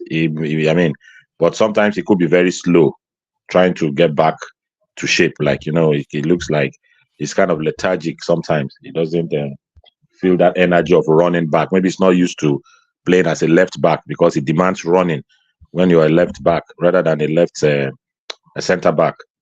Yeah. So you want more from your left back beyond the left back's passing ability. Exactly. So I think it has some lapses there, but I think it gives us that confidence, that is, that whenever Cucurella is off form, and Chilwell seems to be not be fit. We have somebody that can actually cover for us there. I mean, it gives me that confidence. Like, if we're going to play Arsenal now, I think if Cucurella, if Reece James is coming back on that right side, I don't see Poch giving Cucurella, putting him on that left side yet. I think he will go with Colwell. And more so, he's just played again for England on that left side. So it's kind of something that he will be looking going forward for now until that side of the pitch, that area of that pitch is sorted out. But I think he's done very well, to be honest. He's done very, very well. And he's not giving us, he's done well. He's not giving us a lot of concern on that side. And we have Badiashile coming back. So in the center half, we have center back position. We have Colwell. I mean Badiashile. We have Disasi. We have Silva. So Colwell going to that left side will not be a problem for us. Unlike when if we only had himself and Disasi, Colwell and Disasi, then we'll be forced to play Cucurella. But now having him there, I think is a good thing for us. Let him keep developing. There's still a young lad anyway, so we should not forget that as well. Yeah, let's talk about this, Eddie. This has to do with you. It looks more likely, if you look at the left back situation at Chelsea, Benchwell hardly available for selection. Ian Maatsen not seen as a left back, clearly, from what we've seen, except if that changes anytime soon. Correa doesn't look like he has a future at the club, even though he's doing well. Rumors are that the club will still cash in January. Doesn't it look like certainly looking to sign the left back in January? I don't think in January. I don't think we'll need to sign a left back in January. If we're signing anything in January, if it's Osimhen, then I said that's the only major signing that will be coming in January. To be honest, I don't see us signing. No, I don't think there's any panic. Just as I said, I don't think there's any panic on that left side anymore since we've seen Colwell play there and he's been doing very well. No panic. If it was when we had Cucurella and just Chilwell out injured, then I would have said yes. But Colwell is done very well on that side. So I don't think there's any rush doing any more signing on that left side until the summer. I think they will look at the situation till the summer and see how Benchwell comes back. If it's not the same Benchwell, maybe if he's, I don't know, it's hard to sell. So, but the way he is now is like he's so injury prone. I'm lucky with the two fullbacks, Benchwell and Reece James. So they keep an eye on both of them, to be honest. So, but I don't think in January, I don't see us going for a left back, to be honest. All right. Let me hear if you're there. The receipt's gone. Okay, Eddie, let me while I still have you there. I think we're getting the feedback from your end, but I think we can manage. Eddie, if you're still listening to me, I just won't talk whenever you're talking. See what we have on the screen there. The question says, I have a question. How many goals will Nicholas Jackson score in the league this season? You can say, had he been clinical in front of goal, by now he should have at least 6 goals, in my opinion. So I would say I think he will score above 10 in total. He will score more than 10 goals by the time the season ends. But until I start to trust him being clinical, I think had he scored as much goals as he should be scoring by now, I'd say probably he get 20 plus. But right now, just say stick with he get more than 10 goals. But let's hear you, Eddie, your thoughts on answering the question how many goals you think Jackson will score come end of the season? Yeah, I agree with you. By now, he should be on minimum 6 goals this season, but unfortunately, he's been missing chances. But I still think he's a good player. I like him as a player. He's not shying away from putting in those efforts. He's still not allowing those chances to get into him. He's still putting himself there. But it's good that we have Broja coming back, and that gives competition. I mean, I love competition a lot. When you see somebody fighting for your position, you tend to give your best. You don't take your position for granted. Yeah, exactly. You don't take it for granted that you are going to be on the team sheet. I mean, week in, week out. So that's good for competition. I like it. So, but I still think he will score over 10 goals, to be honest. He's capable of doing that. He's even, to be honest, even as late as he is now, I mean, going on to the number of games left, I still can see him scoring even up to 20 goals if he puts away his chances, because definitely Chelsea will create chances for him. They will create chances a lot. So if it's not left for him now to have that confidence and to be able to put away those chances. I mean, we're only just talking about this is November, just going into November now. So there's still a long way to go. He can still score as many goals as he wants to if he puts those chances away. But I still like the effort he's putting in and what he's trying to do. So I mean, he's kind of a striker that you cannot predict what to get from him. And he can play, as I said before, he can play off any strike. He can play as a 10. Not like if you know what I mean. Like, I play off a striker. He can interchange with a proper striker. Like, say we have a like of Osimhen or even a 10 that you can say a 10 where he plays more like a second striker, not more like like a a second traditional. striker. Exactly, not like a traditional 10. Yes, he can play off a traditional striker like Osimhen and even Broja. He can play. So I like what is happening to Chelsea. It's only that we're unfortunate that we didn't have the best of start. But I think if we can make Champions League this year, next year this team will cook a lot. To be honest, this team will balance very well next season. But this season, I'm not canceling anything what we can achieve. The team is capable of achieving high good things this season, but it's only for our chances to be taken. If those chances come and our strikers are up to it, I mean, good thing we are seeing flashes again of Sterling playing well. If we can be getting that from him, I mean, it's handful. Yeah, I mean, he can help us get results. He's not been consistent. That's his biggest issue at Chelsea. So let's hear what does anybody else has to say here. I don't want us to sign a new player or players in January. Our squad is good. We just need a lock for all of them to be fit and available. That's a good one thing to say. Some coin a different side. Let's see what else we have to say here. Jackson has a major flaw. Man cannot head the ball to save his life in the EPL. Heading is much a must-have skill set. I think he will improve in that aspect. It's about training. It's about the manager realizing that's one of his deficiencies and start working on it. It's practice. He's still very, very young. His thing, I like it that he's good on the ball, a fine dribbler, has good first touch, can finish well on his day. And it's not into in most cases finishing. I think every time he tries to go for power, he misses his chance. But whenever he's cool, calm, and collected and try to, you can say, direct the ball to go certain direction, he usually gets a goal. I think he will come good. But right now, I stick with he will score more than 10. Going by what we've seen so far. Until proven otherwise, until he can show that he can be more clinical in front of goal that we've witnessed, then I can go. He's capable of getting 20 goals per season because he does everything right except be prolific, or you can say, put away the chances that come his way. Let's see. Hit the like button, people, and also do subscribe to the channel if you haven't. I think with that, we've come to the natural end of the show. We're ending with 42 likes, and that's not bad, given the fact that we haven't actually streamed for a few days. I think, that's an excellent number. 42 isn't bad. I don't know, Eddie, anything else you want to talk about, or you, Ty? You go ahead, so we can call it a day.